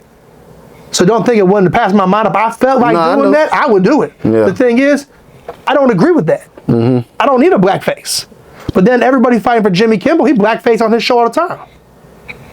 These are rituals, you know what I'm saying, that people are making you do. You seen Jimmy Kimmel got canceled. And yeah, but they brought him right back. You know what I'm saying? They brought him right back. But at the end of the day is like, Young Thug, I don't really know much about gang politics, right? We in Florida, there's not a lot of gangs. You know what I mean? I know the ATL, all these other places, there's so many more gangs. I don't really know too much about like that whole situation. I know a lot of blood was shed between the wife and Lucci stuff and Thug. When I lived in Atlanta, I moved way different than I moved in Florida. You know what I'm saying? I wasn't out of the club every night like this by myself passing out my CDs. You know what I mean? You had to move different until I got known out there and they're probably on the radio. But in Florida, I'll pop out with my jewelry. You know what I'm saying? Florida, if you ain't fucking with no one, they gonna fuck with you. If you causing problems with people, then you'll have some problems. I feel like in Atlanta, it's just a faster place. And they're like, you know what I mean? Hey, what's up? Try to get you up through there. But I feel like what Young Thug's doing is marketing himself to try to get back to where he was going. I think it's kind of messed up with all the jail calls coming out. I even got partners who in jail to call me now and they talk kind of sideways. And we was straight. It's just you in there, your brain's gone, bro. Fried. Like, you know, you realizing you might not come home ever again. And it's a sad situation, you know what I mean? And your mind plays tricks on you. But I think like Young Thug's music-wise, I mean, they hit on the N-word. He got a whole song saying the N-word that's like just the N-word over and over. The ER and the ER. And I said, I commented on someone's page, don't get mad when white people sing along. And not one black person's in my DM, like, white boy, I fade you. They all laughing at it. Facts. Facts. You know what I'm saying? So it's like, they put it there for you, and I don't think Young Thug even cares that white people would say the word. He said he loved white people. He got friends with the white people. He put it out because a word is just a word. I think to grandmas, but I think to grandmas and great grandfathers and stuff, it's not just a word. Facts. But to us, our age, I'm not saying to everybody, it's a word. We're another state, you know what I'm saying? We talk about place like that might be a big problem. You know what I mean? Because there's so much anger in those areas and so much diversity where people have never came together and ate at a restaurant together or sat at the same table, where I'm like, shit, I live with black people in my life, you know what I'm saying? I understand. I've been to the cookout. So I don't look at it as being like hateful, where the internet takes it and puts it somewhere and it's hateful. And I understand the hate because it's different areas. Like Chicago, like I did some shows out there when I had stuff going on. Gary, Indiana, I did some shows out there. That's way different. The type of the climate, the environment's way different than Florida. I definitely get what you're saying. And to the next question, bro. Fannie Willis, like, you know, she was trying to hang Young Thug and everything like that, and she was trying to hang, you know what I'm saying, your boy. Yeah, she was trying to get Trump. Yeah, she was trying to get on. I think, you know, people don't realize, like, Democrats, Republicans, they all pay each other, and there's a lot of money in politics. Politics is the dope game, man. That's streets, man. That's, you know, I made money like a street dude would do in politics. You know what I'm saying? And the money comes from political people and different groups of donors, and they want to push a certain message. And I think Fannie Willis helped win Donald Trump the election, because we talked about this. He said, man, I'm coming up in the hood. I ain't got nothing I can't fuck with Trump. I ain't got nothing I can feel Trump. I can't. Trump got a mugshot? Yeah. That's my motherfucking president. Oh, God. So, next thing you know, the black community was on fire. Yeah. They like Trump coming through this bitch swinging. Mugshot t-shirts everywhere. And you see what Florida did, put the gold teeth on the mouth. But and you see that they showed the other day that Trump had that on his background on his phone. Yeah, for sure. He has that picture. Yeah. Oh, yeah? Yeah? So, what I'm trying to say is that people don't realize that hate spun.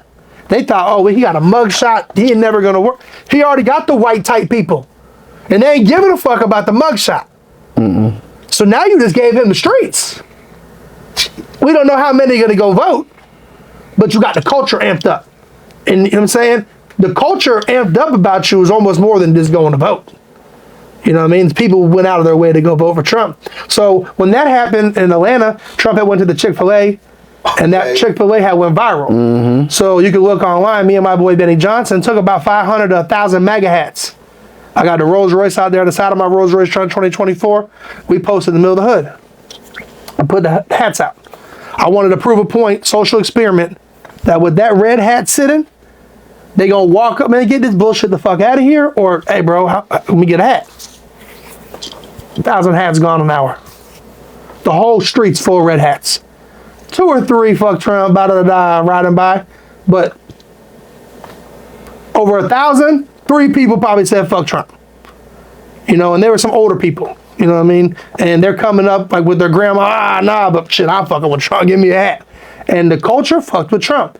That, I don't know how it would have went for that mugshot, but it was right after the mugshot. Yeah. You know what I mean? Just people were on Trump's side. And when he got, when the attempted assassination. That also helped because, yeah, my bag right here, yeah. Yeah, they, assassination. That made them feel like, you know, 50 Cent. Oh, God. You know what I'm saying? They were showing them, they were trying to pay him like $10 million to walk out of the RNC to perform it. And guess what song they played at the RNC instead of that? The Mini-Man. My song. Oh, yeah? Yeah, me and Amber Rose, Trump Trump Baby. Okay. Which is one of my biggest songs. So I'm sitting in the RNC where people told me, man, you're rapping about Trump, your career's over. The biggest stage in America for the presidential election. I'm on every TV you can see. Outside, inside the arena, you know, you go to the basketball game, you in the hallway, they got screens playing. I mean, every screen, outside screens, the whole world. I'm like, now what they gonna do? You know what I'm saying? I'm here. Woke up the next day, all my music removed from Spotify, iTunes, YouTube's, everything. So sometimes you get that big blessing and it ends up hurting you because when you go, when you on their radar, but they letting you chill on their radar, they won't fuck with you. But when you flip over to their radar, kind of like the Lynching song, you go to their side, it takes one person to be like, nah, that's racist, ban it. And everything comes down. Yeah. You know what I'm saying? It all takes one person.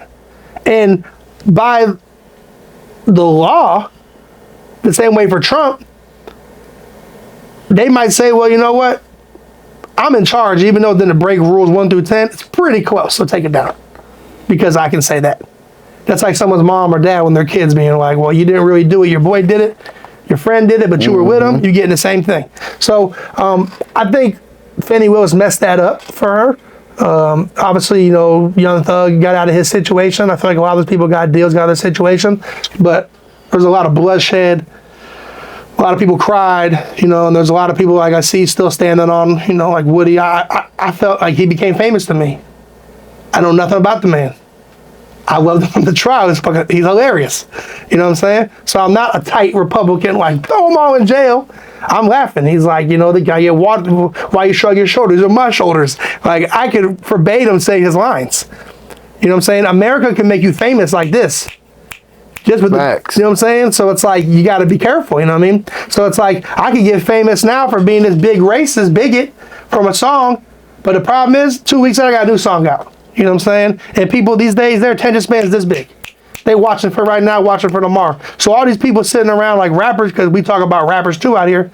I'm working on, I got 65 songs. What you got all these songs for? Put a song out, get it out. These people ain't gonna, you rapping about something that should have been out last year. You know what I'm saying? The game's watered down. Everyone's a podcaster. Everyone's a rapper. Music videos are dead. People just shooting reels. You could pretty much get 10 outfits, make 10 reels. Your song gonna do better than a music video. You go spend the stuff on. Yeah. I still do it because I'm old, man. I'm stuck in my old ways. I'm like, I gotta shoot a video. I gotta get a car. The same thing. I gotta get a car, an outfit, and a girl, and some jewelry. It's like the same American flag, but it's like the reels. I'm gonna put a reel up, and you probably see my page. I write a caption on it and do 60,000 likes. More than the music. You know what I'm saying? Because people these days, they're not even on that anymore. Like music, they just listen to it, but they ain't stuck on it like we were kids. You know what I'm saying? They favorite rapper ain't they favorite rapper like it used to be for us. Nah. You know, I came up, I was on Ross, Jeezy, you know what I'm saying? I know him song to song. I played the new Jeezy that just came out, and I was kind of like, I don't feel, it was tailored for 40 and up. You know, the way the live instruments, it was good, but I don't think I was coming back to that, you know what I'm saying? That Snowman, Blow Man coming back through there. But then you see like people like Jeezy and you talk about Thugs, so like when Jeezy and Gucci linked up, did the verses and they kind of squashed it. I think that showed good things for Gucci and Young Thug to show up.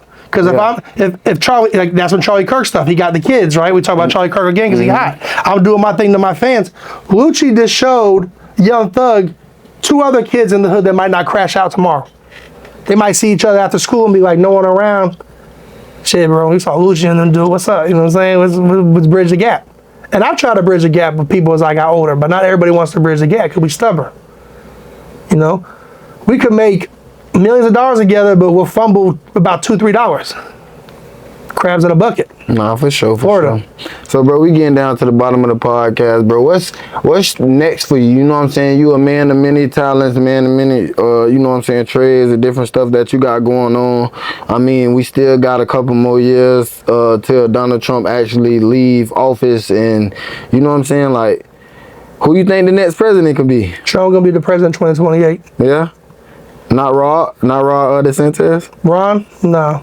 I had to pick a side in between them. I mean, I don't know what Ron's going to do. I think sometime down the line, Ron can, but there's a lot of people I think ahead of him. But I don't believe in Trump being like a dictator, even though I play about it staying forever.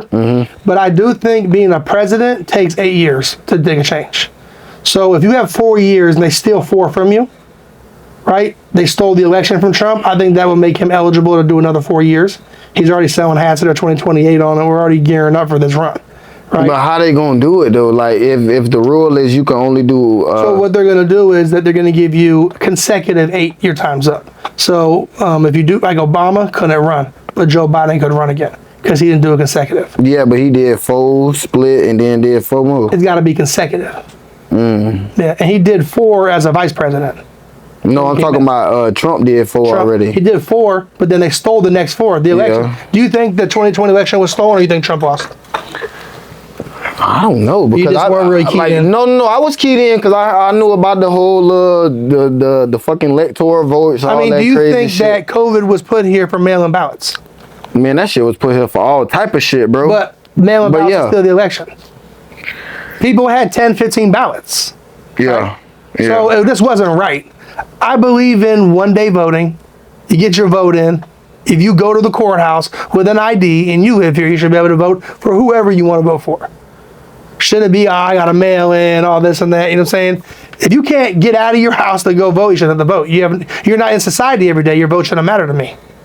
So you feel like the people that can't leave their house physically, they can't vote? Because you know you vote online and shit, or mail it in. I just think it has to be better. And the amount of people that do that is very small.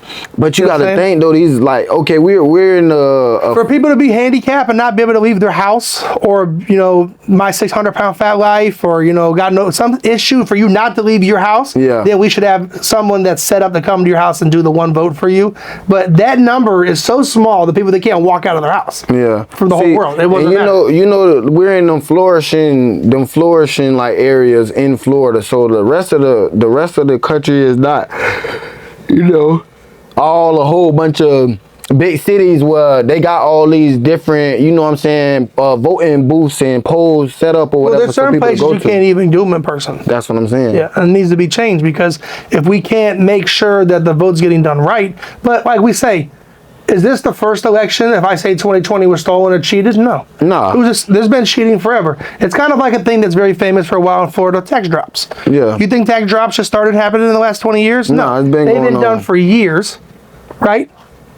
And then the hood got a piece of it and understood it and started selling classes or whatever. And everybody was doing it. And then it started growing. People were getting their money. But after a certain while, it comes to an end and it comes to a bang and a crash. So I think it was just a smarter way to say, well, we can get this virus. We can take over the government. We can make people stay in their house. You know what I mean? Like, that was crazy. Like, who would have thought we lived in a time we couldn't leave our house and we had a lockdown? Yeah, that was crazy. You know, and that's why I do like Ron DeSantis, because he didn't really lock us down. I think there was times we couldn't go out for like a day. It wasn't nothing crazy. They closed the beach for like a week. You know what I'm saying? It wasn't too crazy. But when DeSantis tried to run against Trump, as a main Trump supporter, I spray painted DeSantis on my trailer and made a huge video that went viral. Not that I don't support DeSantis, but there's a lot of us who lost a lot of shit for 4 years that hustled so hard to believe in Trump, had this election stolen from us. So someone who just, you know, chills all day, hangs out, goes about their mission, goes to get a haircut, job, like you said, they're not into politics, that wouldn't matter. But I'm constantly on a flight to a rally, writing a song, YouTube coming down. I'm paying for this stuff. No one's paying for, you know what I mean? I had so much invested, trucks lifted, wrapped. I'm flying my team places, travel, just your brain nonstop thinking politics. Like, when Charlie Kirk died was the first time I quit thinking about politics.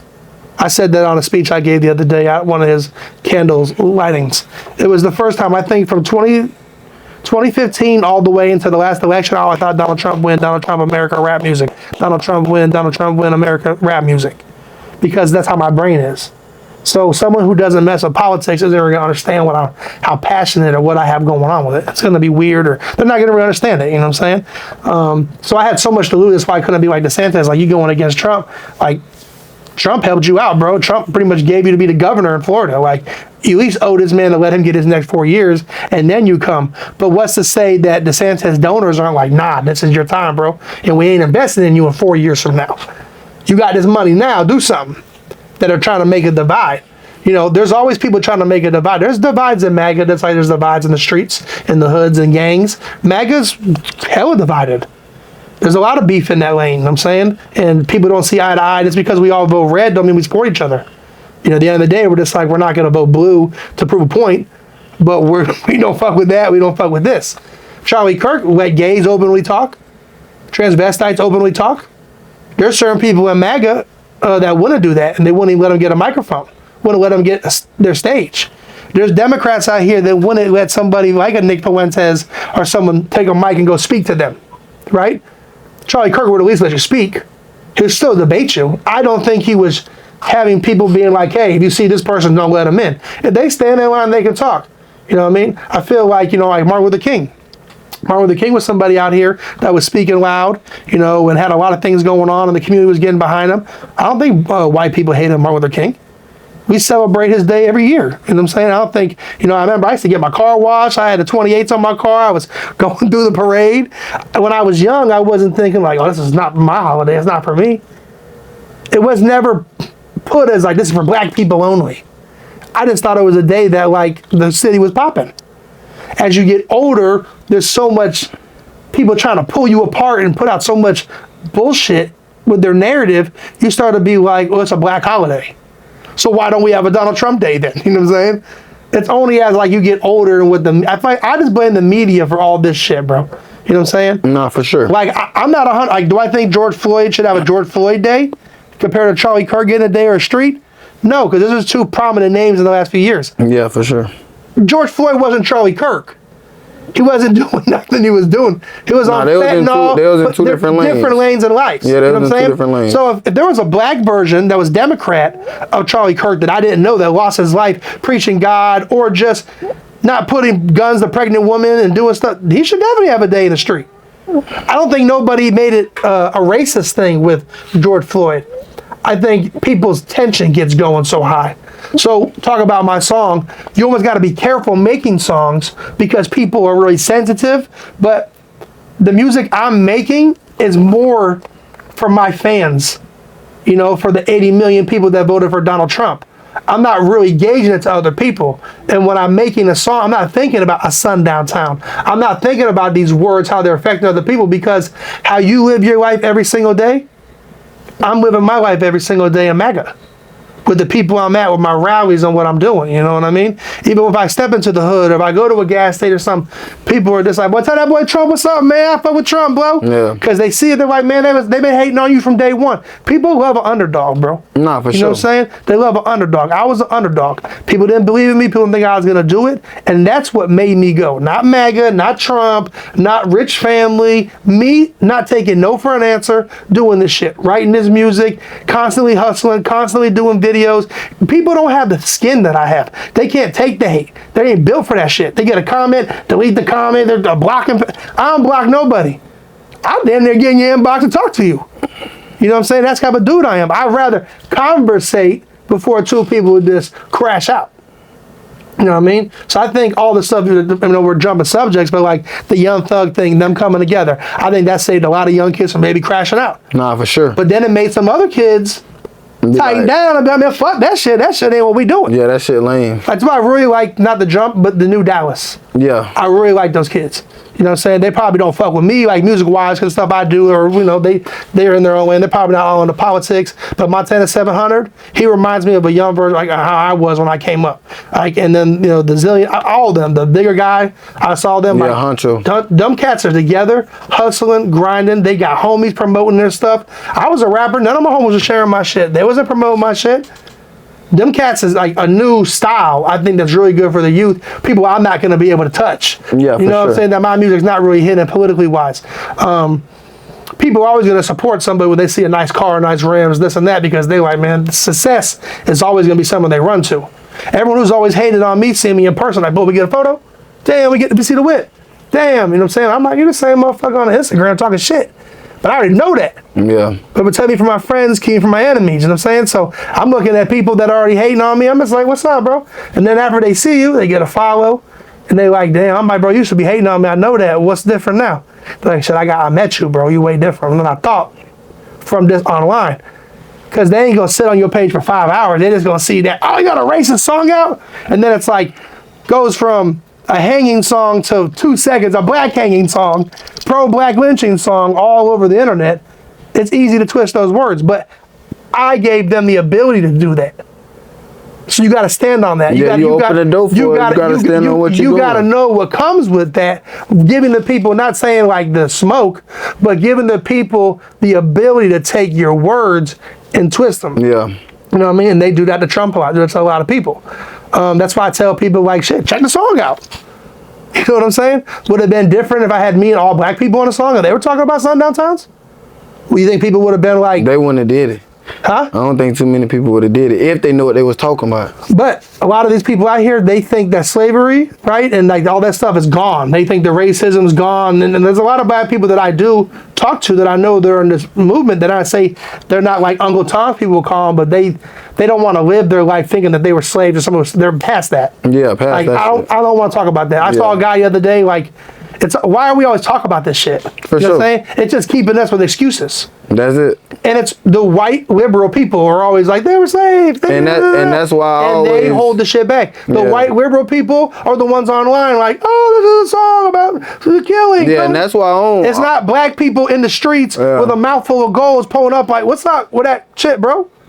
They're not even thinking about that. They looking at that like this cracker crazy, you know what I'm saying? Yeah, and they on to the next thing. They on their normal stuff. Thing. That's a 6ix9ine. I mean, they're just looking at, oh man, I know Blow, he just making something to get the internet talking, right? But it's not disrespectfully to me the way I did it. But I'm not someone to say that fuck you if it hurts your feelings. If it hurts your feelings, sorry. But for sure, it's how I feel. You know, I thought I was justified. Yeah, for sure. Man, you got a matching tattoo with Lil Pump. Yeah, I had this tat first. I was the first person with the Trump tat. Trump tat, man. Yeah, I was the first person with the Trump tat. You got to get this when you on West David. Made it a beer. I showed this to Trump. He thought it was awfully weird. I'm gonna keep it G. You know what I'm saying? What he said, he's like, damn, why you got me on your thigh? Nah, he was just like, the first time I met Trump, everyone's like, oh, this is Forgiato Blow. He's got a truck wrapped, da-da-da for you. And Trump's always been like, see, I think me supporting Trump and what I was doing, it broke down narratives from conservatives. So conservatives might see you, right? and been like, okay, even though me and you were totally different, they've had 8 years of supporting Forgiato Blow. So I don't think there's that white lady anymore see someone grabs her purse and it's like, oh my God. I'm not saying that it ever existed, but it probably did exist. You know what I mean? I don't think so much more in Florida, but in some of these places you're saying. So these people, man, they're open now. Like, I opened the doors to their mind a little bit. And if people respect that or not, but it's like, now they're not worried like Donald Trump, you know, I'm at the White House with face tattoos, or I'm at Trump's house at Mar-a-Lago, my whole face wet up. I think people would have thought when I first started, like, you think them people are gonna respect you? Because they looked at me like I was black. Yeah. You know what I'm saying? When I first started rapping, I was with the culture. They was like, you ruined your career, bro. The hood ain't gonna fuck with this shit. And the white people ain't gonna fuck with you either, because how you look. They ain't fucking with that. When I go to Trump's house, I don't wear a suit. I go in this. I'm Forgiato Blow. I'm not the vice president. Principal. I'm Forgiato Blow, the rapper. I'll come and do with the chains, the ice. I'm at the inauguration in all pink. You know what I'm saying? Front row, pinked out, pink MAGA hat. You know what I'm saying? Custom stuff, chains on. The whole building's got my chain fake. Hold them up. Because they can't talk to Trump. They can't touch Trump. They can touch me. Waka, all them people saw how much love I was getting. They looking down like, damn, bro. Because they up there, all there, but they chilling in the sections. I'm with the people. Mm-hmm. I'm not worried about being in the VIP. Put me where the people are. The people of MAGA show me love. I mean, there'll be days in MAGA, bro, where the line's like 6 hours to get in a rally. And I'll walk by the whole line and go to the very front and walk right in. And not one person's like, motherfucking jackass. Because they know that's Blow, bro. But he with us. He put that work in, you know what I'm saying? But I took 6,000 photos on the way up that line. See what I'm saying? I'm not like, you know, let me get through y'all. You know who I am. Nah, for sure, I'm like for sure. Pictures, autographs, CDs. You know what I mean? Because the movement is about love. Like, if I got dropped off at a Democrat rally and like one of these Palestine, pro-Palestine or whatever things you see online with the burning flags, I pull up in a Trump truck, what's going to happen? Smoke. You pull up to a MAGA rally, they going to talk to you. They'll say, you know what? Nah, them Trump supporters ain't no motherfucking to be played with, bro. But they ain't, don't play like that, nah, but bro. they ain't just They on your ass too. Nah, they just ain't gonna fuck with you though. If you come up to a Trump rally and you just saying like shit, I forgot what I want to see like what's up. Was that Virginia or was that fucking New Hampshire or some shit? Where the fight? Yeah. They had no Trump shit on there because they Trump supporters. Bro, no, I'm just trying to tell you. I see, but that's I seen the internet. You know what I'm talking about? Yeah, but they was like on the river or something. Yeah. They was fighting, but that's just drunk motherfuckers having a ball, and that's an area where it's probably not put together. Yeah. Feel me? So it's like, oh, this white guy's taking off on a black dude. He's racist. He a fucking Trump supporter.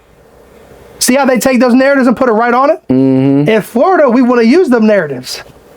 All the black and white dudes would stay back and let them get their one-on-one while they fighting. Oh, he did some shit, run it. You know what I'm saying? If it get too crazy, shit, motherfucker might get shot in Florida. Nah, for sure. But it ain't gonna be like, it's not gonna be like there were some racist Trump supporters fighting some black people down the street. That ain't gonna happen in Florida. They go like some white boy. Some of the white boys look more gangster than the black people in Florida. Mm-hmm. It's a different look here. It's a different look. You know what I'm saying? It's not like it is. They look at us kind of crazy. I just like California was some of the, the Spanish people. In the and I think the look that white boys have here is adopted from more Spanish people. Facts. Right? Maybe the lingo, the way we talk, that type of shit, yeah. You know what I mean? It's the culture. Yeah. But the look, I think it's more of like an MS-13 type shit. Yeah, type shit. Yeah. It's different. Sure. But black people have did this shit with the face now and, the tattoos. But I remember people be like, oh, you're a wigger because you got your hair dyed. I'm like, my hair? How the fuck is that want to be black? Oh, you're a wigger because you got, tight jeans on. I'm saying, like, Lil Wayne dressed like a skateboarder. Does everybody want to be white now? Mm-mm. It's just people see culture. They adapt to it. But I understand certain people protect their culture really tight. Florida, I don't think like the black culture protects it that tight. They ain't like, oh, this white boy got goals. What the fuck? They like, you know what I mean? Yeah, ain't nobody saying that. They'd be like, oh, you want to braid your hair? My mom braid your hair for you. You know what I'm saying? I just get my hair braided all the time. People who did that, you know what I'm saying? My barber's been black my whole life. People go in there, they furious sometimes I'm in the barber shop. He like, man, I know Blow for real. Blow used to cut in that chair right there. Black people all day long. You know You just think what you want to think. You see the Rolls Royce, you see this, you see that. Am I supposed to not live how I want to live because I Nah, but it's your roots though, bro. Yeah. That's your roots. This your truth. This your life. You feel me? So you can live however you want to live. It's People like, gonna always have something to say. You get what I'm saying? But though? I want to see, like, I love seeing people work for something and achieve it. Yeah. So I'm not going to be like, nah, don't shit on nobody, bro. Man, get on and shit on who shit on you. Mm-hmm. You know what I'm saying? Let them people see it. It makes other people believe. It makes other people follow you. I'm not saying be an asshole to people. You know what I'm saying? But like, if everything I rap about, like they be like, you be a rap about it, you better be doing it. Like, you pulled up here a Rolls Royce out front. I'm not in a Honda, you know what I'm saying? I drug out my jewels, you know what I'm saying? It's like, I'm who I say I am. So I can sleep at night with that. I'm not saying rappers, talk about a bunch of stuff. Yeah, it's entertainment. No, but sure. Like, the political side, if you really trying to like win and get on people and show them that this is the way to be successful and open people's brain, it's more than just selling rap music. You know what I'm saying? You really targeting people. Like you say, if I see a young kid and I give him a hat or I do something, like if the kid ever told me, man, I don't want this bullshit, take the hat, I wouldn't be like, nah, you gonna take the hat, da da da. I ain't gonna do that. I mean, what's worse, me getting him a hat, or you got drag queens talking about reading books in 5th grade. 6th grade, they coming into the schools. The principals and teachers doing shit to your kids they ain't even telling you about. They giving them freaking pills, hormone blockers, letting these kids say they adults. You wanted to be a pirate when you were 7. How did it work out? You know what I'm saying? You cut your leg off immediately and you block your eye out because you want to be a pirate? At 7 years old, yeah, let him. He wants to be a pirate. He's going to be a pirate. Mm-hmm. You know what I mean? I think like there's too much control we give people. You know what I mean? I think people need to go back and think like, okay, just because Forgiato Blow says it, just don't believe it. Go research it. Would you run for president? Possibly. I was going to be the mayor here. I threw a beach bash years ago. I don't know if you know about that. It was called a Blue Wave Flow Party. It always comes up. People are like, oh, it was a Democrat. I wasn't even doing politics then. I had a blue mohawk and it was like the beach. And I threw this huge party, bro. Like 60,000 people came to the beach. It was a world like known party. It was all over the news. It's called a flow party. And everyone was like, oh, he gonna go for the mayor, da da da. But I might run for mayor, like St. Pete Beach, somewhere small first. But they'll use everything. The lynching songs, all these type of stuff. One thing I will say, if you into politics or you're trying to do certain things, they're going to use anything you do against you. Facts. So you just got to be ready to wear it. You know what I'm saying? You got to have a tough skin if you want to be popping on social media and do this. These days, we all have social media. Back in the day, not that many people were on social media. So when I was living my life on social media, it was a big thing when people were first on social media. Not everybody got social media. Mm-hmm. You can go grab a double R for a stack or something and take some photos and ride around it and get your look on. You know what I'm saying? It's just way different now. But people just got to be comfortable with themselves and just, if somebody hating on you, man, give them more reason to hate on you. For sure. You know who Tommy G is? Tom G, I got some with him. No, Tommy G. Tommy G. He a YouTuber. He be going around really going to people's cities and basically breaking down whatever going on out there. He goes to rallies and stuff like that. You got a picture of him? Yeah. Let me see. He came down here to the and was fucking with the Scientologists. Oh yeah. Yeah. That's Tommy G right there. He just made this video. He literally just made that video a day ago. No, this guy? Yeah, that's Tommy G. He might have interviewed. There's a lot of people that interview me and they try to get their one on, but I don't think I've ever did another one, Tommy G. Why? He liberal, Democrat? I don't know what it is. Everything? Yeah, I think he a little bit of everything, but he be in different lanes. I'm Florida, baby. I think Tommy G. I'm thinking Tom G. You know what I'm saying? Yeah, that's why I say Tommy G. Not Tommy Guns. Not so Tommy when G. people ask me, like, are you real Florida? I'm Florida, baby. You know what I'm saying? For sure, bro. I'm thinking that. But any motivation or any advice that you can give to people, you know what I'm saying, before we get off here? I don't know, man. It's just, you got to stick to your guns, man, and just find out what you really want to do with your life. You know what I'm saying? Don't take it from me. I mean, I'm still unwritten story, you know what I'm saying? I'm still hustling every day. I'm never satisfied on what I'm doing, but there's been a lot of people that I've, we were just talking about Florida legends like Bizzle. I remember like when I was living out of Miami going to like Coco's and all these clubs promoting my music. Trick Daddy's dad was like a DJ and they were playing it, and I had bumped into Bizzle, and I had that I'm a Stripper song, going crazy, you know what I'm saying, with Iceberg back in the day, and one of my engineers used to actually do Iceberg stuff. There's just like so many legends in Florida, you know what I'm saying, like you brought up Iceberg, you know what I'm saying. even like Nino Brown, I was popping back in the day when I was a rich kid, then he went to Nino Brown, and I see he switched over to YouTube. There's like so many people, bro, that put in so much work for Florida, right? Support these people that put this work in for Florida. Everybody want to support these out-of-towners, man. Like, you might not, Forgiato Blow might not be your thing, you know what I'm saying? And that's cool, but there's so many people. You know, I just brought like a Tom G, you know what I'm saying? Like a Slugger, like a Screwdle, you know what I'm saying? Like a OTF Frenchie, all these young kids, Project Youngin, you know what I'm saying? This Cristal, Famous Kid Brick. Yeah. You know what I mean? Me and Brick did my first 5 or 6 songs with me and Brick when I was young, and I saw him doing the food reviews, and I'm like, that's it. Like, you know what I mean? Because your hometown only gonna love you so much, right? And then you're just gonna get like Brick. I fuck with Brick, but it's like I tell my time, like, you was Wild Splash, I'm on it, you know what I'm saying? But if you go to like the Spotify and all this, it ain't what it is, right? But these people love you every day, you know what I mean? Like, really stream his music, bro. Stream these people that never left and stayed here and supported the culture. Facts. You know what I'm saying? People aren't doing that, you know what I'm saying? I ain't trying to make it about me. I'm going to get my 1-2 off no matter what. But, you know, there's a lot of artists out here that did help me. I'm not someone that's like, oh, I just did this on my own. Like, you know, the Jimbo World, AJ Cartel, Fatboy Super Cools, you know what I'm saying? And the Famous Kid Bricks, the Tom G's, you know, people that I worked with when I was young, where they could have been like, I ain't doing a song with this cracker. I ain't doing something with a white boy. They didn't look at me like that. These cats was working with me. I mean, I was over at Tom G's house, and Charlotte Moore's in there when she was first starting. I'm recording in his crib with a song that we had, you know what I mean? And these artists, like, they deserve their flowers, I feel, you know what I'm saying? Because they really put their work in. I feel like I'm more on a national base. Anything attached to Trump is going to have the whole world paying attention to it. You know what I mean? People see me every day, talk to me, take pictures with me, and it's always a lot of love, but online it's more hate, but in public it's more love. No, for but sure. I just feel like there's a lot of artists, bro, that did a lot and then they leave. You know what I mean? And there's so many big rappers I've met, and like the biggest thing is like, you meet your idol with their cape off, and they're not who, like, even like Nino Brown, right? Like the rich kid rapper, I was seeing him in there, he was with Khaled. People was always hating on these people, you know what I'm saying? Then Nino, who just got signed by Rick Ross. Nino Breeze used to write me when I was doing my song with Rick Ross from Feds about his clothing line. And look at it now. He got my dream that I wanted one time. He signed to Rick Ross. And I'm bigging him up. I ain't like, oh, that's some hating shit. He was writing me when I was doing my song with Rick Ross, where Ross was like Forgiato on the team, and I was making it look so big. But I switched and went political, like left field, you know what I'm saying? But like, that's another artist coming up I saw the other day, like that Fight of the Bucks thing everybody saw, you know what I mean? But like, it just shows you, like, no matter where you at, you could win, bro. Nah, for sure. You know what I mean? He was writing me from the Feds, just cool on some coolest clothing line, want to send me some clothes. But no matter what people can say about me or whatever, like, I still remember that message. And I'm like, now he has my dream. He signed to Rick Ross and out here doing his thing. I feel like he needs more support too. Because the more support y'all give him, the more support they're going to give him. Facts. You know? So, yeah.